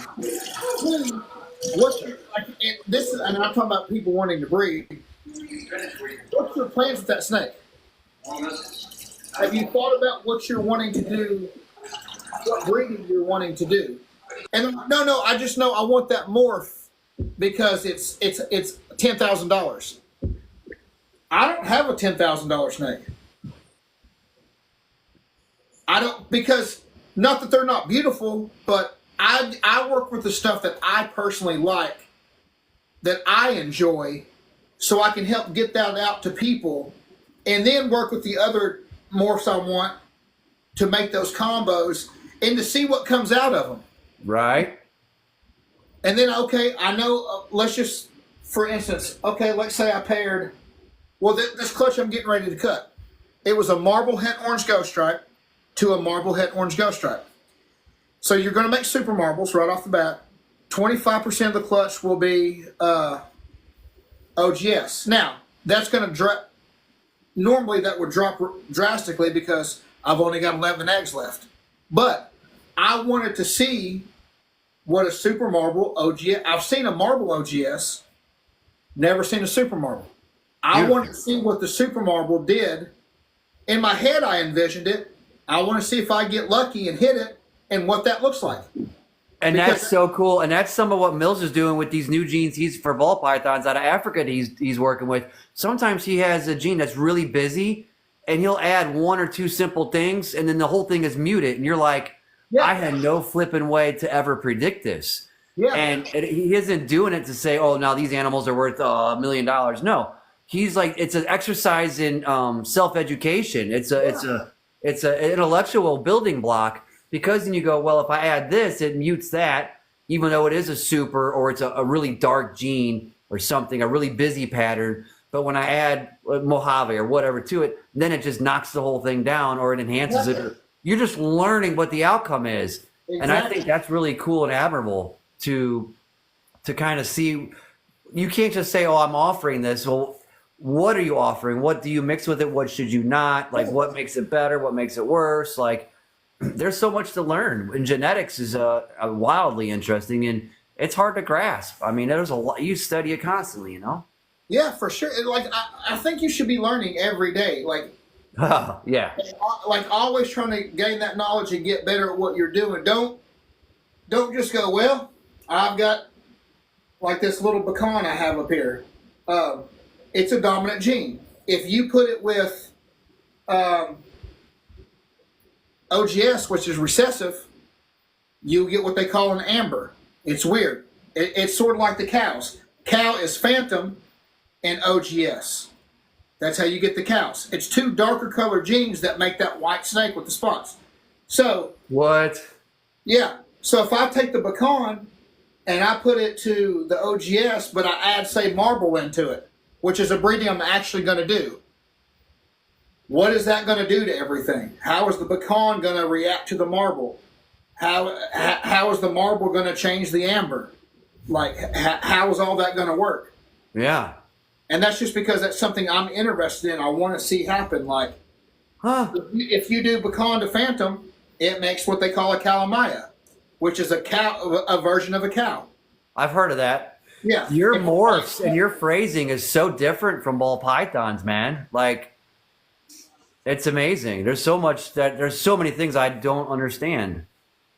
Like as far as what? Like what do you mean? Like your morphs and your genes, your Yeah. allelics, your codoms, Yeah. like that's your recessives. It's a totally different recipe book that you're reading from. That's really interesting.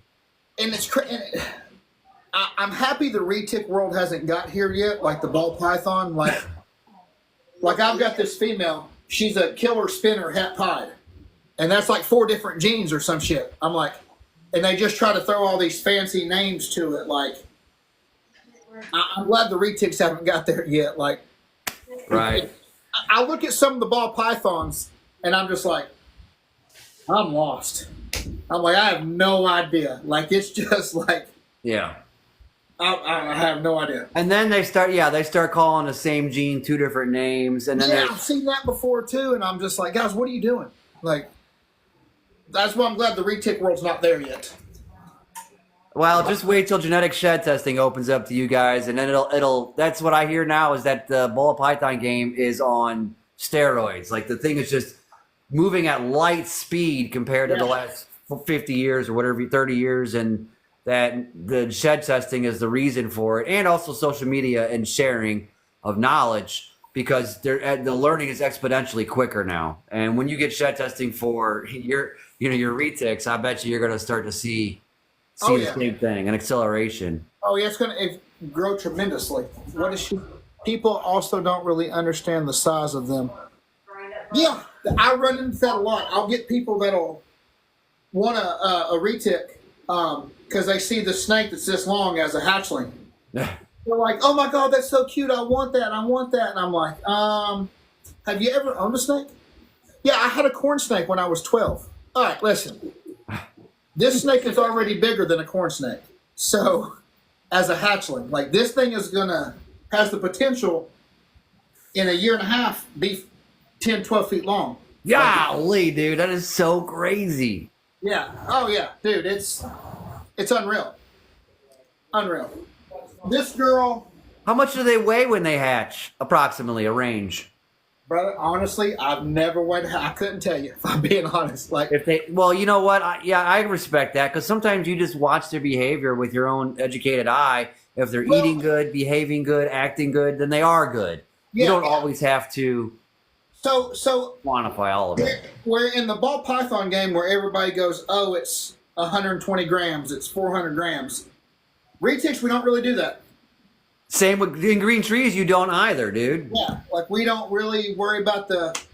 If I know a snake hasn't been eating, I kind of watch for the right at its tail. If it starts getting really skinny right there, that's when I start. Where I had a snake one time, she was probably 13, 14 feet. She went 16 months without eating. 16 months, and then one day. She had a rabbit, but she never lost any weight. Right. She never. She got a respiratory infection, and I cleared that up, and she still wouldn't eat after that. But I constantly kept an eye on her, kept checking her, and she never got skinny. She never lost weight. but went 16 months without a meal. Huh? And then one day I threw a rabbit in there and she just took it. And then from that point on, she was fine. Long as they're not losing the weight. I mean, that's the thing. The same with green trees. You're watching the behavior. Are they shedding? Are they eating predictably? Are they pooping and keeping their butthole up in their cloaca and it's not prolapsing? Check. You're good. Like, just keep your temps. Don't fiddle fart with it. Don't adjust things. Don't tinker with it. Don't make it cutesy. If all their normal body functions are operating, they look good, good behavior. And you have to know enough to know what good behavior looks like, right? Oh, yeah. For sure. And it's obviously different from retics. We talked about pushing and stuff earlier, but just as like with green trees, are they coiled up tightly and like textbook, like a Nat Geo picture, perfectly on the branch? Are they loose? Are they on the floor? Oh man, there's different things, and so you just know you have to read that behavior. And so, do you take it out and go, well, it's 82 grams today, it's going to be 84 next week? No, you don't. You watch it. You watch the calendar for when you breed them. Like, what age are they? Yeah. And if it acts and eats well and it's behaving well, it's like I was a paramedic for a long time and then a firefighter, and you don't, and in working in ERs as well in that life, you don't treat the monitor, you treat the patient. Right. There's some vital signs that can tell you, oh my gosh, this guy, these vital signs, and if you read them in a book, they should be dead, should be underground, unalived. Yeah. But you look at the person and they got good color, they're not sweating, they're talking to you, they're breathing normal, they're acting normal mentally, and the patient's fine. Treat your patient, not the monitor. And it's the same concept with these animals, especially when you deal with different species. Don't just rely on what's the weight. Well, what's this? What's that? Did I write it? Is it acting well? Is it eating naturally? Is everything functioning? And then it takes some of the stress out of it. And like, as far as like that particular snake, she was very active when you take her out. She wasn't, lethargic. She wasn't she was acting normal. Her shed cycle slowed down because she wasn't eating, so she was growing, but she still drank water. She she was fine. She just, for whatever reason, after that respiratory infection. But be honest, at 6 months, you were having a little pucker factor, though. I mean, a little bit. With her being so big, no. When it got to about 9-10 months, I was like, all right, now I'm starting to really, really worry because. Right. It's getting close to a year. And we tried to assist feed her when it got to about 10 months.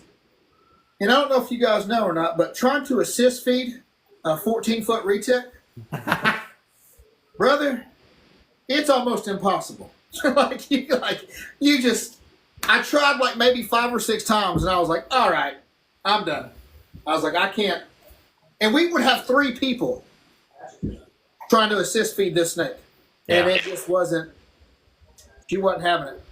Man. Yeah, she was not having it. I was waiting to see if Mills came through. You got any more friends to hang out with us while we're waiting on?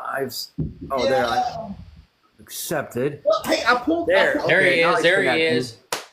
All right, guys, the one and only Reptile Pit Mill Stackers. Thanks because you're working with the pieds and obviously clearly retics, I thought it would be interesting. And since I saw them roll through, I was like, oh man, because I hadn't think of inviting them because it's like I said, late in the evening there. But if he was around, coming up to 3 o'clock in the morning over here, and thank you guys for having me on. Hey, what's up, Mills? Hey, we're on with Eric of Smoky Mountain Mutations. He's over in East Tennessee. I spent some time there, and we've had a hoot.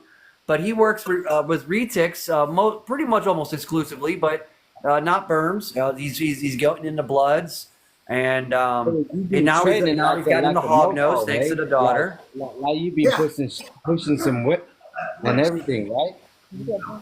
I couldn't hear him. Your volume's low, Mills. Sorry, I said you've been pushing some weights and stuff, right? Yeah, he has. Every now and then. A couple days a week. He picks up heavy things and sets it back down. Exactly. Mills, at the very beginning of the show, I complimented him on that he took my workout tips, and that I was really proud of him. He's almost caught up to me. So, hey man, you're the best personal trainer ever. That would be terrifying. I'll be outside with a cigarette and a Red Bull, being like, "Hey, man, you ready to do this again?" One more set, bro. Get it in. Like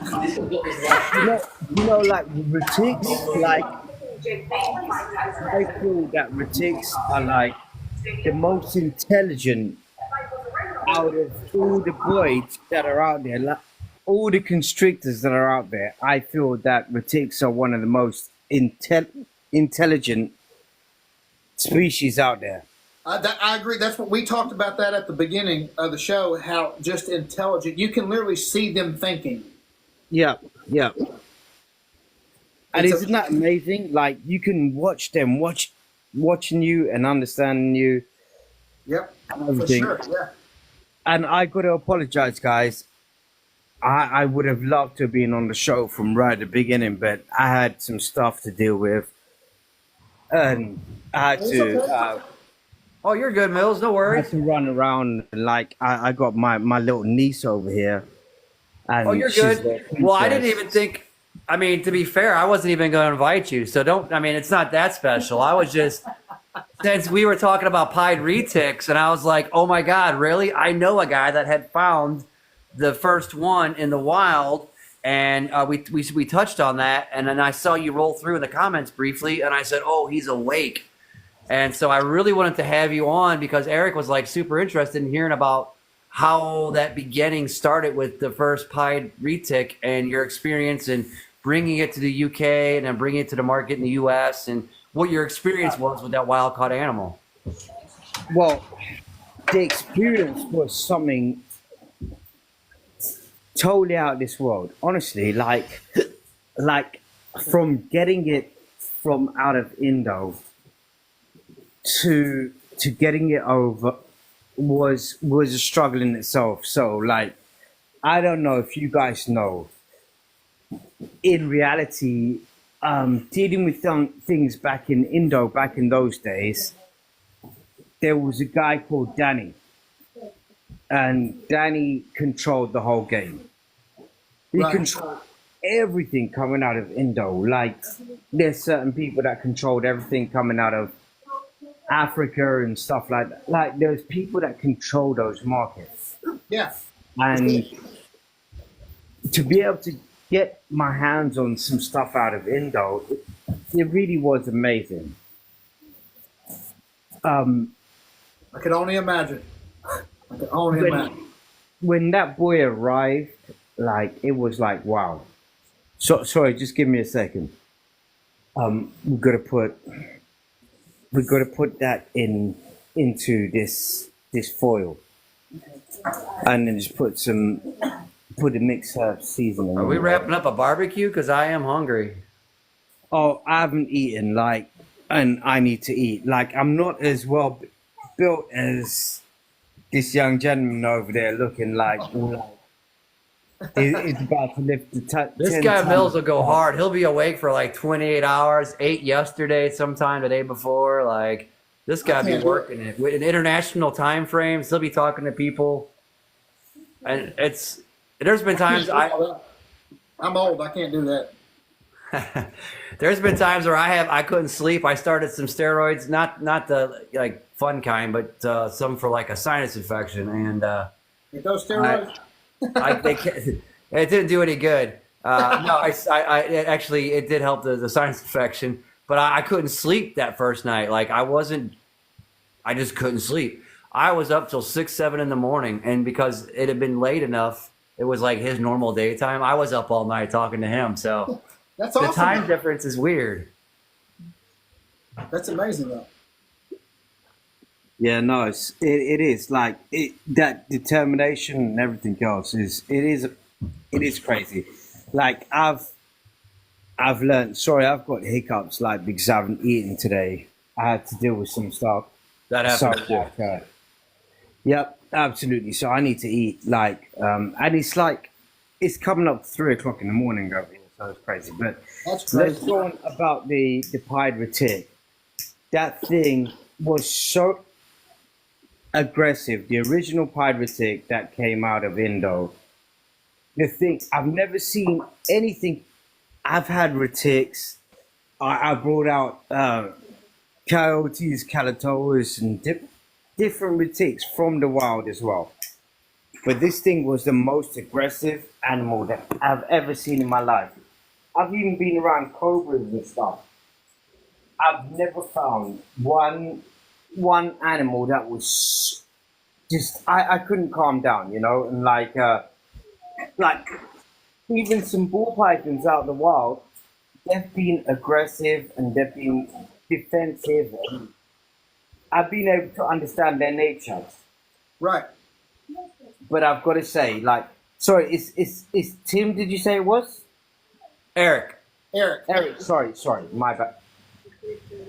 Eric, like, you must have a way about yourself that can really stay calm. You know, like you gotta stay calm with retics, like to another level. You know. I tell everyone that I'm like, no herky jerky movements. Be confident in your movements, because so many times I'll see guys they'll be like, "Oh, this snake is super defensive." They're like, "You can't even touch it," and I'll go right in and I'll pick it straight up, and it doesn't do anything. But then I watch them do it, and you can tell they're unsure, and they're very herky jerky and just like not calm, and when they do, they get tagged every time. But do you think that you've been able to learn their body language, understand their body language, understand like what their comfort zone is, and understand how they're watching you and you're watching them and everything else, you know? Yeah, sometimes I'll just spend time in my building just watching them. Like, so I've got a tiger pod. She's like 18 feet. When I got her, she was already 4 years. Never been socialized. Was very, very, very. She wanted to kill you. Like when you would walk into the room, Yeah. you could tell when she looked at you, she wanted to kill you. Bang did. on, yeah. She did, and she was a big snake, like literally 18 feet. Bang And on. it took me almost 2 years of working with her to read her, to understand her, to know when she's having a really bad day, to know what I could get away with. And took literally 2 years for her to finally be able to, I guess the best way to say it is tolerate me. All right, right. So you understand the difference between like trying to for them to understand you rather than like that appreciation and love that you gotta have. That is their world, really. You know, that's what most Oh, yeah. people don't understand. For sure. Like it like people all the time, they're like, how do you move these big snakes? Because like I showed them earlier, this big orange glow female. She's 17 foot long, 120 pounds. I'm like, it's her world. I kind of just got. She's super sweet. She's never defensive. You can hold her. You can do it. But when she's ready to go, it's her world. I'm just here. She's gonna go where she wants to go. She's gonna do what she wants to do. I can't stop her. So I bought in like the first lavender albino mix retic dwarf. Like it wasn't a true dwarf because I know how the dwarfs are, like the calatos and coyotes and stuff like that. I bought in too, but like I bought in this beautiful lavender albino, and then her personality changed. Like I think that she went into a breeding cycle, and her personality really changed, and she like went from being a sweetheart to being kind of like very, very, very defensive, very, very kind of like she wouldn't strike you to constrict you, but like she would strike you to be like leave me alone. Yeah, leave me alone. Yeah, exactly. Yeah. Yeah. So like I was trying to understand her behavior and everything else, and like I mean, she like honestly, I would take her out every day, and she was like my friend, you know. Yeah. And then she just switched. Yeah, see, and at the beginning of the show, I was telling them my hatchlings, after they've had like a meal or two, I literally, before I sell them to anyone, I'm literally holding, like this year we produced, not a lot, we produced like 76 retics. I would literally every 2 days, 2 to 3 days, take each hatchling out and just handle it for about. That's amazing. I would touch its head, I would touch its eyes, touch its tail, touch any part of its body to show it I'm not going to hurt you. Nothing's off limits. You're going to be touched. You're going to be okay. And I would do that on a schedule up until the snake sold, because I didn't want people, because as you know, for the longest, retics had a bad name. Yeah. You can't mess with them. They're going to kill you. And I wanted to show people, hey, they're not really like that. That's amazing what you're doing. Honestly, like when people come around to my place, apart from one jerk off that I won't mention, but like when people come over to my place, like he was the biggest jerk off. Like Phil knows exactly what I'm talking about when I say that. And Phil with like he's pulling faces now already. I don't think Phil likes the guy either, but like we want to talk about him.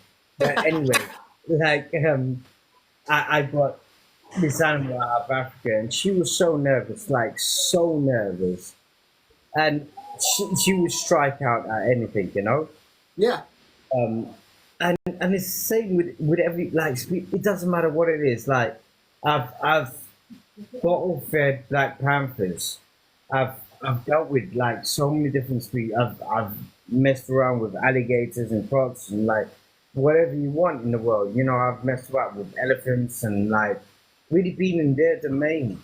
And it's understanding that you got to be in their domain sometimes to actually really appreciate the love that they can give you if you are willing to let your guard down and not be scared and everything else and just love them. And what you're doing is fantastic. Honestly, like I love it. And like maybe one day I'd love to come and see you, you know? That'd be amazing. That would be amazing. You can actually see the video, right? Yeah. Now, let me pull up this one girl again. Hold on one second. So I remember next week's guest, Dred. Next Wednesday is Carly from Coastal Morelia, who I got my designer green tree from. This Saturday is part 3 of the mini-series. Part 3 Saturday. Yep. Next Wednesday is Carly from Coastal Morelia. This girl's in shed, but she's one I produced 2 years ago. She is a Jags, we believe, Super Tiger Pied. But what I was talking about, from the time she was a hatchling, like I can touch her face, I can do. She doesn't bite. She doesn't. Oh, come here, girl. Come here. Wait. She only has one spot on her entire body. Yeah, I see it at the back. Now she's wrapping around the chair. Come on, girl. Come on. Wait. She's beautiful. I can't wait for her to shed because she's a lot. There it is. Let's see. There you go. Wow, yeah. Very nice. If I didn't bring in that pied in from Indo all those years ago, there would be no pieds in the world. Isn't that mad? So was Bob Clark the first one to get it over here in the States? Yeah, so Bob Clark and Mike Wilbanks bought it off of me. Bought the original boy off of me. But we'll leave that at that. That's all they did. They bought it. Like, yeah, the hard work is going through the legwork of making the contacts and getting the animal actually in your hands from the wild. That's the really hard part. Yeah, 100%. 100%. Sir Phil, sorry, we haven't introduced. I didn't say hello properly. Sir Philip. And Duke Dredd. Oh, yeah. Right. Ride the lightning, boys. Ride the lightning. Sorry, I just focused on Eric. Like you've got that demeanor about yourself, and you can understand the animals, and that counts for a lot. Like when people come around to see the snakes, and like come over here. Like people wonder why like none of the snakes try to strike out at them or do anything. Like Yep. my snake's so placid, so calm, so because they've had that love and nurture. I'm with my snake every single day, and it consumes my life. It really does. It does. Like I don't care because I love them so much. You know, I'm with you. that's my passion. That's my life.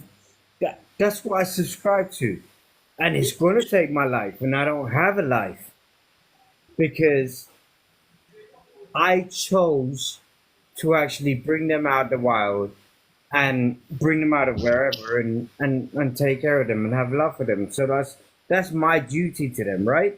Yeah, for sure. Yeah, 100%. Well, I was telling them I got my first retic in 1999, and it was pretty much wild caught, and it was the nastiest snake I've ever owned.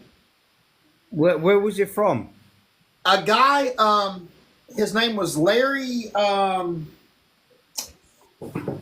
I can't think of his last name right now. I think he's actually passed away recently. He owned a reptile store in Knoxville, Tennessee. And when you walked into his pet store, he had pictures of him when he was younger out in the jungle, catching Burmese pythons, catching retics, doing all this stuff. And he had a little bit of everything, and this is the first time I ever saw a retic. And I asked him, I was like, what is that? He's like, well, that's a reticulated python. I was like, what is that? And he's like, and he's telling me about everything. And because I bought snakes off of him before, different species, and even though that snake was nasty, there was something about it that I absolutely fell in love with. And I You just fell in love with the challenge, no? yeah, pretty much, yeah. And that has been my favorite species of snake ever since then. Yeah. Yeah. I love retics. I mean, I probably like when I move, like probably have a couple of like crocs or alligators or whatever, you know, Yeah. and a couple of like Panthera species, like the leopards or black panthers. Like, yeah, that's what I want around me because I got to understand the things that is not understandable to most people, and I like it. Like we're all part of nature. We're all part of like we're all part of this earth, right? But we don't realize how well we should be connected to this earth. Like every animal is just beautiful. If we can understand them, and like, don't get me wrong, I've had an elephant chase me down and I shit myself. Very appropriate. Very appropriate. Way No down doubt. in the jungle deep, Mill stood on this elephant's feet. That's one of the most dangerous animals on the planet. That's no joke. Yeah, for sure. That and hippos. And I had some lions. Like I got out of the vehicle, I had some lions stalk me. That was kind of scary too. Like especially like the female lions. I saw the female first. Like she was stalking me, and she came out and she stalked me. But like when I saw the male, that was it. Game on. That male came along so fast. That was crazy. Yeah, lions scare me. Oh, lions are beautiful. They're Like, beautiful. They just scare me. they're alright. Like, when you get to know those other types of animals as well, like, for me, I want to understand a snake to the best of its ability because that, for me, is the most grounded animal on the planet. Yeah, for sure. And, like, to understand something that's so grounded, then only then you can understand yourself to a certain extent, you know? Or you can try, you know? No, I definitely agree with that 100%. Hey, Sorry. you really do push a hell of a lot. I didn't realize how big you were. Like, you're massive. Well, Oh, he's tiny, Mills. He's tiny.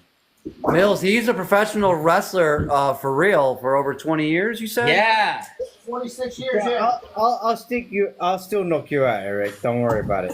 We're I getting have no money. doubts. Oh, No, I'm only joking. Check out this I will girl. have a chance. Wait, So she was the only one that came out looking like this. wait. What's the stripe about? Wait. hold her up like that. Yeah, there you go. Wait. Out of the clutch, she was the only one that came out looking like this. So that's what tiger. What do they call it? Jag Super Tiger. Wait, really? Wow. Jag Wait. Super Tiger. That is awesome. That must be super rare, hey? For it to be like the super tiger and everything. So she's 100% het pied. She came out of my clutch. I took a Jag Tiger het pied to a tiger pied female, and she's deep in shed right now, and she's still calm as could be, deep in shed. She's not. Right. Here again, I work with them all the time, so she doesn't care. And look how calm she is around you, man. Eric, you got it going like that. Like the retic is so clever. It's differently clever to most. I think the only thing that I've found on this planet that's cleverer than a retic is a cobra. Yep, I would agree with that. Cobras are so smart. Yeah, real, like naga, like wow. What, But and just to show you the difference, okay, so I've got a clutch made of her. So she's a Jag Super Tiger. We saw that. Now, wait, what is that, Phil? Oh, Brazil, my biggest girl, my Brazilian rainbow boa. I brought up my two biggest snakes because I felt inferior and less manly, so I had to do something to try to win Eric's affection. now look at this Jag Super Wait, Tiger. riding his pony. Wait, Wow, I love that. So Wait. this is a male Jag Super Tiger, but he's nowhere near as faded out and as striped out. but like for those side patterns to be there, I'm thinking like it's got something anaphoristic or something like from the last one that I saw as well. But it can't be like that pattern's crazy. Yeah. Wait, that These- pattern is like whoa, dude! Like, whoa, that's insane. Like, And just very calm. what?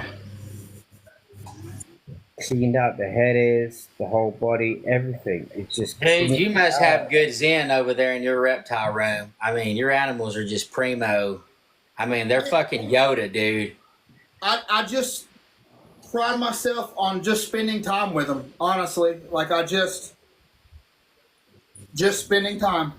Hey, the Duke Dread approves everything you do. Appreciate you, brother. Appreciate you. I would love it if, like, you would be amenable to it, or for you to teach me how to do that, like, for a bit. Like, I would really appreciate that because, like, the retics, I understand their body language to a certain extent, but like the way they watch you is a whole different level. You know, the way they understand you and watch you, like that's something I want to learn for real. Like just to be calm enough to be around them. You know. Yeah, man, I would love for that to happen. Like I said, I mean, I don't know what I could. I literally, it's just like I said. Some days I'll just come in here and I'll just take turns taking them out, and I'll just sit back and I'll just sit with them. That's cool. That's cool. I'll Like- hold them. I'll touch them. Like I said, I'll rub their eyes, rub their snout, rub everything, and I just hold them and interact with them, and I just kind of watch them, and I just let them do their thing, and they just. Oh, And I do it from the time they're a hatchling. Yeah. right. So Yeah, you're thank. showing them, you're socializing them right from day dot. Yeah, let me grab one of the hatchlings. I found an afro.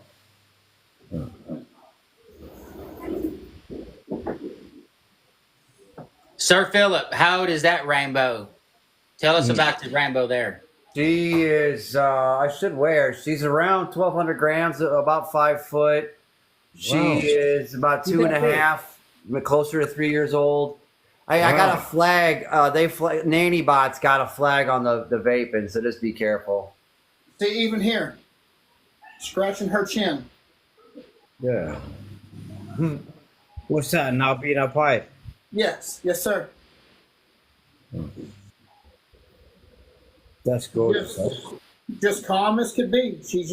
And she had a meal 2 days ago. That's nice. And she's just calm as could be.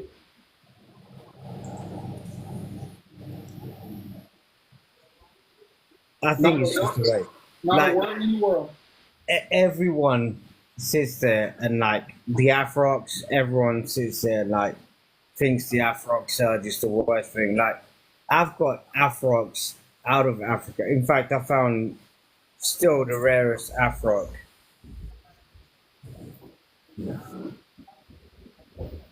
See, I've always heard that about them too. Everybody thinks they're like super. No, I found this one. Yeah. But I know people that have them, and they're some of the calmest snakes. The one I had, I found the first. I'm thinking it's going to turn out to be caramel albino, but like nothing else to be true from it. That's it. Even here, I'll put her back.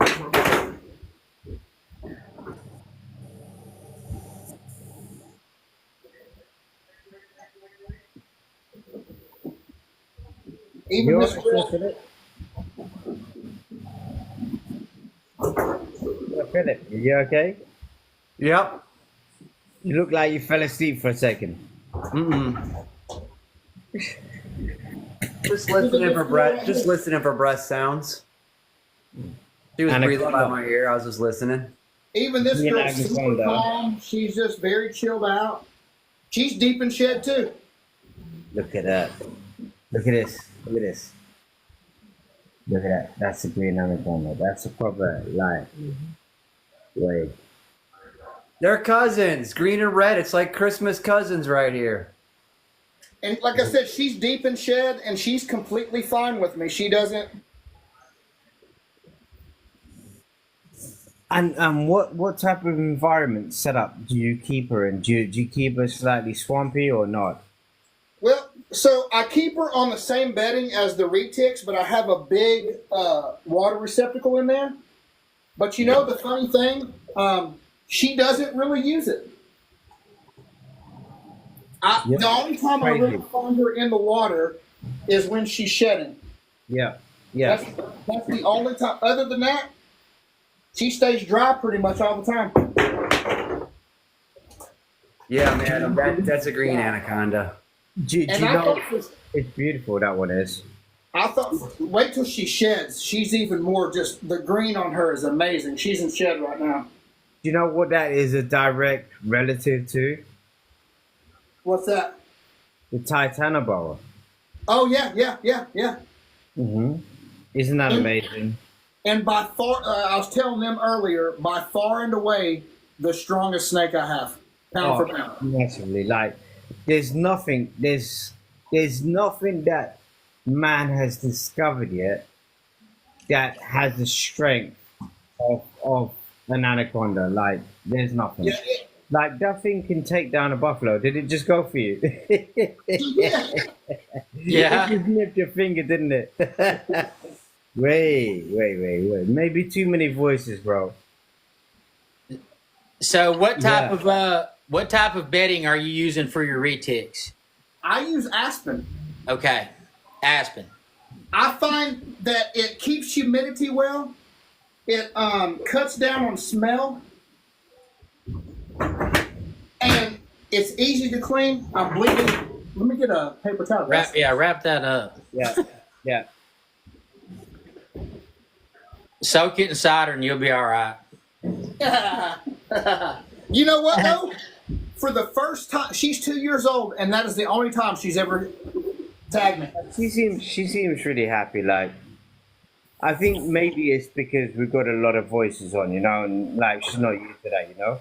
Well, I think maybe the voices, all the movement, the lights on top of her. But Like then she is kinda- this is later than you normally handle them? Your time. Oh yeah, it's 10 o'clock. Usually I'm they're resting. They're Yeah. Retic. well. There Yeah. you go. Well, That's a wide mouth spread. Yeah, That is a wide mouth spread. that's Yeah. a wide. This is for yeah. this is for science. Hey, I'll but tell you know what? Education. that makes for a video, right? And it wasn't even a proper bite. That was just a little kiss.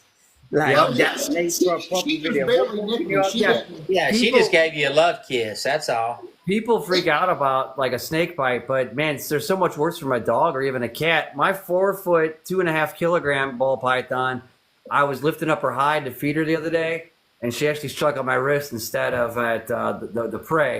It was my fault. She's never been mean. She's never been defensive. She's full grown. I ended up with one little bitty. That's from 2 days ago.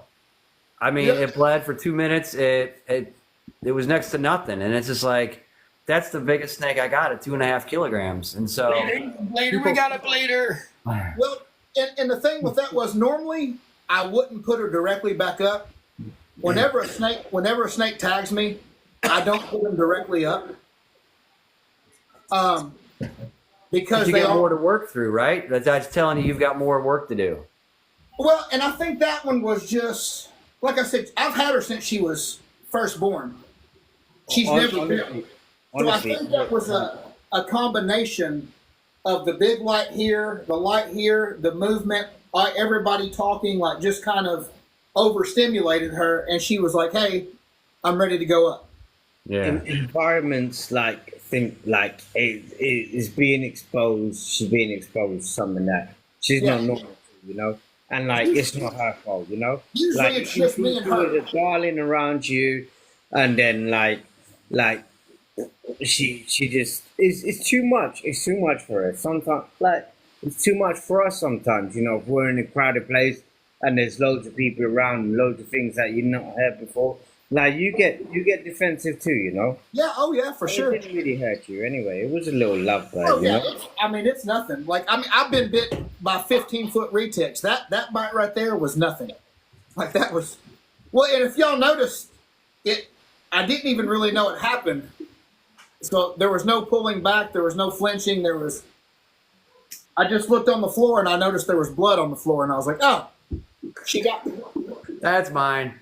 That pride retic, right? Let me tell you, like that thing, like I think, like if it hit me, like it would be painful. Like my guy that we did the photo shoot with, like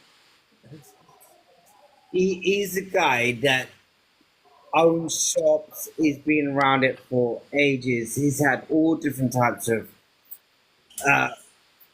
loads of different types of reptiles around him. Yeah. Like he wasn't scared about anything, you know. And he said he's the guy that I could trust to actually handle the animal while I could do the photos to Right. actually right. show the animal off in its true light. And this guy said that Mills, after 15 minutes, this is 15 minutes of doing the shoot. He said, Mills, I've got to take this off my arm because I've lost my circulation in my arm. That's how tight it was. Like it. Oh yeah. That original Pride Retic, that thing was a beast. That thing was one of the maddest beasts that I've met. Apart from hippos, seeing hippos in the wild, that's even scarier than dealing with lions. Hippos. Yeah. Hippos, like there's people don't even understand how dangerous they are. Another verse on naughty business.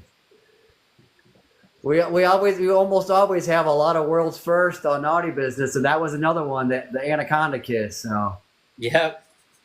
Hey, and it's the first time she ever kissed me. So it was There our you first go. kiss. It's almost weekly we get a world's first since the beginning. It was meant to be. It was meant to be. Just at that moment. This is Well- my moment. Well, and I tell people all the time, they're like, "Don't you ever worry about getting bit?" And I said, "No, I don't ever think about it. I just always know that it's an animal. It has a mouth. It has teeth. Yep. At any moment, it can bite me." In reality, it's less painful than an injection. Like Oh, that's for real. sure, for sure. 10%. It's not painful. Like their teeth are so sharp. Like it's even sharper than a needle. You know, that's so cool. Yeah, I think people freak out over it just because it's a snake biting them. Yeah. And It's it's more so. It's a mental Yeah, thing. exactly. It's more so the shock of, "Oh my God, I got bit." But I mean, I've been bit probably, if I had to guess, I don't know, 300-400 times, maybe more. man, I just got me a business idea. I'm sure you did. What's that, Dread? Well, everybody's scared, right? So we got to educate that it's not a big deal for pythons and stuff. So we'll get you over your fear of snakes. Just come over to Dreadnoughts, right? Dreadnought Snake Lab, and we'll break you of your fear of snakes, all of it. Take Like your first snake bite. yoga, right? You can do yoga with your snakes and lay down, and right, we'll get you through it. It won't even be no big deal. Come over Yeah. and take your first bite. Yeah, come For the over, take low your first price bite. of $99. Hey, first one's on the house. Yeah, exactly. I'll charge for the next ones. Yeah, first one's on the house. Come on. Dread, if you're gonna do it, you gotta do it topless. That's the only way to do it. They didn't already tell me don't take my shirt off anymore, so I guess everybody's jealous. I'm starting to get swole up over here. Well, you were making Come on. those titties bounce earlier. Well, I'm pretty good at that. Let's see some nipple action, Dread. I mean, give me some tassels like Elvira let's and not probably do get on that. the show going. Come on, he's joking. Wolves, please keep it on. I got something else for you. Hold on. Uh-oh, he's going to show us something, guys. The intensity, the suspense is building. See, Marines, here's a different one, a younger female, and it's not a spawn of Satan either, and neither is the boy who's smaller than her. My three are all very nice, and the two that I'm getting, I'm told, are also quite nice. I think you have a bad apple, because mine are sweetest animals. My rainbows are the nicest of my snakes, aside from therapy ball pythons. Bite him in the nose now. Go on, bite him. Ooh. So he may tag me. Broken for sure. What is that, dude? I can't see it. Like, The body That's a- shape. That's oh, a it's a false. false water. That's a falsie, right? Yeah. Oh. Yeah. At first, I thought gopher with the head, but then the body didn't add Where'd you up. get that from? Huh? Where'd you get that from? This girl and her husband who breed them out of Ohio. Okay. That's a false water cobra, guys. Yeah. Like, I shipped them out there. Like, I shipped the whole load out there. Yeah, Every year I ship like a few hundred of them out there. Like, I've got like some double head lavender. Oh, I would, man. If I could ever get my hands on a female lavender, that would be. Yeah, I can ship it up to you. No problem. No problem. Another world's first, right here. A female lavender would be. I love the lavender. It's a double head for lavender and something else. Hypo. Wait, I don't know. Like, I wouldn't like to sit there and like say something I don't know about. Like, You can tell he's a little gonna double stressed. He's check, hooding you know? up a little bit. Yeah, he is a Oh, little. yeah, hooded. yeah. Yeah, sometime during the winter, Eric, that we could literally make that happen. So we're working on a few things with Mills, and so yeah, if we'll keep that in mind and try to make that happen, dude. It Yeah, literally for sure. can. Alex, we'll let Constrictly field that question. What's the The difference retic between and a a boa? retic and a boa, Sir Philip? Well, the retic's a python, which is generally old world, which means Eastern Hemisphere for the most part, And then boas are New World, Western Hemisphere. Think America, South America. So there's one main difference. Pythons, by and large, lay eggs, where boas give live birth, but it's not a placental birth like a mammal. Their eggs just simply hatch inside of them, and they let the babies out live. So there's no need for an incubator on boas. Mostly, there's a couple of species of boas that actually drop eggs. Yeah, but very few, right? I mean, Yeah. that's the main difference. Yeah, main difference. Yeah, there's only the species boids. It's only boids that will give birth to life, but not all boids. You know, there's a couple. That is a what? This That is looks like this is a northern pine snake. Oh, Wait. wow. Wow. Not many people Yeah. keep those. There's a guy local out here that raises pines. That's a There's a gift. guy, there's a guy in That's good. Knoxville that he breeds these. I actually got this from him when he actually just gave it to me. He was going to be going out of town, and his wife was scared of it because it was very defensive at first. It would strike the cage. When he gave it to me, he's like, she was just scared to clean its cage or anything like that. And Is that female? when I first got it, it took about 2 weeks for him to get like this. Nah. Oh, it's a boy. That's Yeah. a boy. Yeah, That's a male. it's a male. Yeah, Jeez, at that size yeah, for a bull snake, pine snake. pine snake, and it's not a cross or anything else. It's just pure. Just pure northern pine. Jeez. When I first brought him to my building, he would wiggle his tail like, showing me he was frustrated. He would huff up, he would puff, very vocal. And now he's just doing this. He is very calm for a large, North American colubrid. I feel like they're usually so racy. They want to get out of your hands. They want to scoot away. That one's very mellow. I've only had one species of snake that I could never tame down. She passed away. I don't know, about 3 months ago. She was about 2.5 years old. She was a Vietnamese blue beauty rat snake. Okay. There was nothing I could do to tame her down. Nothing. I would hold her every day, try to work with her, and you had to be prepared when you held her. You were going to get bit 10, 15 times minimum. And I'm talking about every single time. Dang. For 2.5 years. You She held her. says, "Love hurts." You held her twice. What's up, Hunter? My boy Hunter's on here watching. But yeah, What now, up, I had a Hunter? male. What up? I had a male. He was calm as could be. They were like exact opposites. She was hell on wheels. Wow. Literally every day you were getting bit. I mean, there's something in your glasses. She took them off. She straight took them off. Let's see here.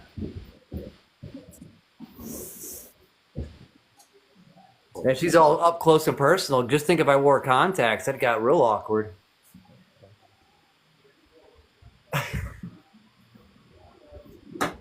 We'll bring this calm boy out Sea again. Marines, they're not me. The rainbows are the sweetest snakes in the world. This one keeps crawling on my face. There's that normal head ocelot again. That's killer, dude. I love that. That is really nice. The female is a little bit darker than him. He's a lot brighter than her. What is that? It's just a normal head ocelot.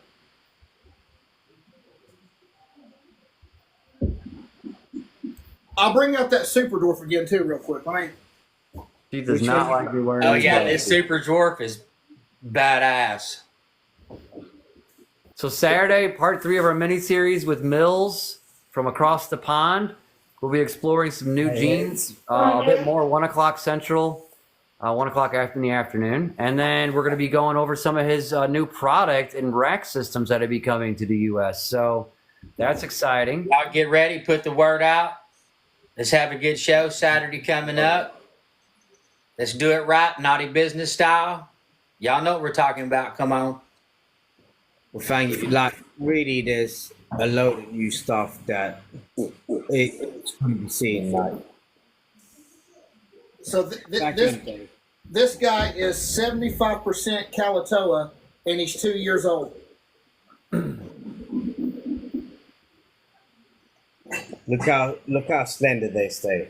Like, when I brought in the ones I brought in, they were babies, and they were so snappy. It's unbelievable. Like, it had that small man syndrome, Yeah. you know. And they do, like, they're crazy as hell. And they really are fast as well. But And the as great you can thing see, is, because he's they got very those calm. red eyes, you can see them move. Those eyes just watch you. It's great. They're thinking see- snakes. Do you see super dwarfs gaining a lot of popularity right now? I feel like I'm hearing about them a lot. Yeah, they're I mean, I don't know about over there, but here in the States, they're blowing up over here. Like, honestly, true super dwarfs have become rare. Like, you understand what happened, right? Like, so, like, when the tsunami hit Indonesia, and it banged out loads of different species and stuff. So, for the true things, like, to actually have true colors of those locales, it's really hard. You know, now it's not an easy feat, you know.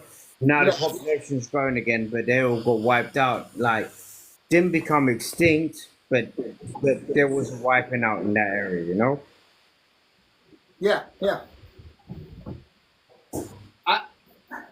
I've never been big into the super dwarfs. I love giant constrictors, obviously. But I have people ask me for them all the time. Do you do super dwarf? Do you do super? I want a retic, but I want something that stays smaller. Like I do. So that might be something I have to get to in the future. This was actually gave to me on a trade. I can reach out to my people if you want, Eric. Like, I can reach out to my guys and see what is there. Like, honestly, I would love some Bangor Island blood pythons Yeah. and some calatos and some coyotes. Like, they're just banging you. Yeah, that'd be awesome. But straight out of like the lands that they live in, it's hard to pull it all together. But I know a couple of guys there. I put it together again. That would be amazing. And I have some crazy Afrock stuff that's available to me as well. I can probably still get some Afrock stuff. That's amazing too. Like, out of the wild as well. Like, we're all bringing a community together. What Phil was touching on is really important, and we will do it. It's going to take some time.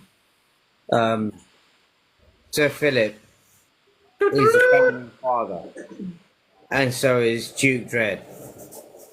Yeah, hey, like I said, I'm a patient man, so So, like, I think, you know, it'll be lovely to have you in as well. Like, we're just going to work things out and see how we can do things in a better way, you know, just make place for everyone to just share some amazing stuff, you know. And like, there's so many of these species that aren't talked about enough, that aren't understood enough, and it's beautiful that you're bringing out some of the more, you know, bigger vocal animals that most people don't know how to deal with and don't understand. That you just got to understand the body language of every single species that you're dealing with. It doesn't matter what species it is. You got to understand that body language, and then you can just be chill with it, you know. Like, feeding one of the greatest experiences of my life was feeding a black panther, and Oh like yeah. cuddling that and just holding it in my arms and feeding it its milk and just seeing the way it just looks at you. It looks at you like, Yeah, for sure. That's a life experience right there that not many people have. yeah. I messed about with like leopards and everything, you know, like it's beautiful. But that little black panther as a little baby cub and cradling it in my arms while I was feeding it, it was beautiful. And like it just looks up at you like, thank you, you know? Yeah. It's so beautiful, it's unbelievable. Like I said, that's an experience that people truly don't get to really. Only a handful of select people get to experience that. Yeah, I'm very fortunate, honestly, and only a handful of people really in this world. Look how many people can truly handle a species like a retic or like an anaconda, like some of the species that you've been handling today, and be able to be calm, so calm around them that they're calm around you, you know, and that's next level, honestly. Like I doff my cap to you, sir. Well, I truly appreciate that, and like I tell people all the time, like it even comes down, and you know this, you've been dealing with them for so long.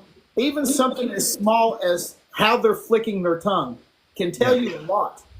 Yeah, That's what I was telling them at the beginning. If they've got really short, fast tongue flicks, that snake is stressed out. yeah, yeah. Of course, his heart's beating faster. Yeah, Yeah, so that's the reason that our tongue will flick. Like even humans, like will have attributes. No matter what human it is, will have things that will go faster or slower, depending on how we feel and how comfortable we feel around them. You know? They hey call guys, it a nervous. I just want to say, if something happens where I get cut off, I don't have a charger in here, and my phone's getting ready to die. Yeah, you know what? I actually do. My dog's over here staring at me, trying to hold it together with two cheeks. She's like, "Take me out and walk me." She's like, Yeah, "Am I my up around?" phone Hey, will we've get been on a off. good 2.5 hours, Eric. I just looked at that. I was like, "Holy crap!" Yeah, it flew by. Mills, is. we've had requests to see your mustache, but I think they need to wait until Saturday to see the Saturday. stash gang all hang out together. I Fun think that fact: he shaved it yesterday. It'll be growing back in its full length by Saturday. That's how Yeah. manly he is. And Mills too. Like, let's get in touch with each other, man. Let's keep in touch. Absolutely, yeah, absolutely. It'll be a pleasure. Yes, And sir.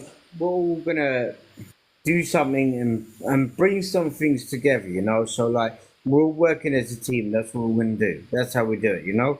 Like Yes, sir. if it wasn't for Sir Philip and Duke Dread, then Oh, Emperor Eric wouldn't be and on just the one line more right now, time, you know. I got to show the retic tattoo I'm getting done. And you got to show your ink. Mills, you wouldn't believe. You know who he's buddies with, Mills? He's buddies with a friend of mine from about 7, 8 years ago now. Matt, who used to be O'Malley's Morphs in Knoxville. He's getting out of the blood python and ball python game because he opened a tattoo shop with his good friend in Knoxville. I am And good that's friends actually with Matt. that tattoo. That's who's doing that tattoo. Isn't that a small world? I mean, I've gone trick or treating with his family and our kids, dude.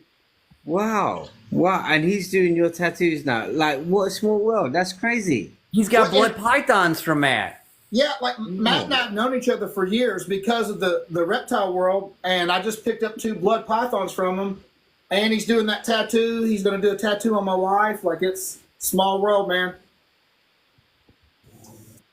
That's crazy. That's I used real. to work with his wife, Sarah. That's how I first met him. And I remember their little boy was so into Panic at the Disco and playing on Minecraft and stuff. He was like 2 years older than my daughter, and so yeah, ironically enough. But yeah, I worked with his wife, Sarah. Well, now ex-wife, but that's how I ended up hanging out with him years ago. Corey that said what an awesome show. That's one of my boys too. Guys, Give Eric a round of applause, a standing ovation, do the wave. Y'all know how we do it on Naughty Business. Thank This you was a guys so kick-ass much, man. show. Very educational. Again, dude, the campfire is always burning. Show up when you're ready.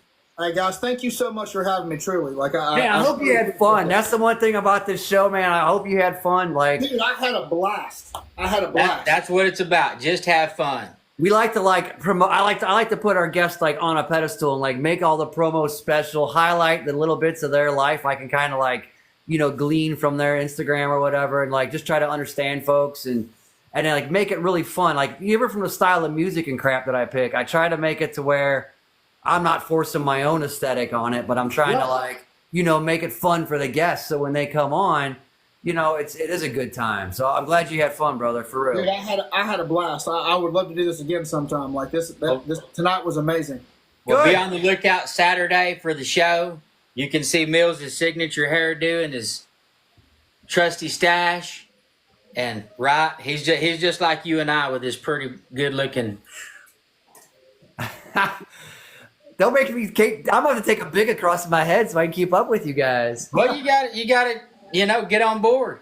Hey, we'll allow you into the family. Come on. People will they'll click through it randomly. They don't know any of us. They'll look at it. They'll be like, what the hell is this cult? This is some weird shit. I love it. I love it. Come on Drink in the the family. Kool-Aid. Drink the Kool-Aid. Now, like we're gonna become the mustache crew. That's what it's about. The mustache crew. Well, so starting at the beginning of the year, I have to shave my beard for my job, so I'll be going back just to the mustache. So There you go. yeah. He's in. Mills you just made it on Mills' Christmas card list, sir. Just love it. We're gonna be mustache kings, you know. That's I what. like it. I like it. And like I got a name for you now as well. You're Emperor Eric. I like it. Emperor Eric. All right. There you go. Yep, there it is. That's a wrap, baby. I love it. That's a wrap, guys. All right, thanks again for your Love, time. And thank you guys for having me. And like I said, Mills, we'll get in touch with each other, man. Cool, man. I'm right here. Wherever you need. You know, whatever you need, I'm right here. Yes, sir. Appreciate that. Yeah. All right, guys. Thanks, everybody. The Naughty Business Nation. Saturday, Mills. Next Naughty Wednesday, Nation, Watery. come on. Next Wednesday, get your green tree python on. The best female green tree breeder in the U.S. I'm personal friends with her. It's going to be a good show. And it looks like I'm going to be broadcasting from Bob Vu's own house in his own snake facility on the 26th of November. It's all going on, baby. And then New York City, Phil. December 1st through the 4th. I'll be broadcasting from up there in the big NYC, baby. Phil, Dredd will just be here doing what Dredd does, showing out and being a jackass. Dredd, you're smashing it too, man. We're peanut butter jelly, baby. We go together. All right, I'm my going to hit guy. the gym tomorrow, getting my swole on. So next time we meet, Yeah. I like it. He's so big, I'm just going to give up. Oh, wait, I I already can't even did. fit in the screen. Look at this. Right? I love it. I love it. That might not be the same type. Of boxing ring with you. You know, it's going to be gorgeous. What was that? I said I can't wait to get into a boxing ring with you. You know, it's going to be gorgeous. Both of us will ring up. It's going to I'm be more of an great. MMA guy, so we'll have to do MMA. We'll do 1 round boxing, 1 round MMA. My money's on Mills. No. If we're going MMA, then I can use my legs too, yeah? Yeah. Yeah. Oh, you've opened up No. all the corridor. Like, let's Your legs will be bent behind your head before Hey. you know the Hey, bell we can air rang. this one live too, right? This will be a good event. I like it. We're gonna get Mills over here stateside and set up a pay-per-view. Who Eric needs versus nicer than Mills. Jake Paul?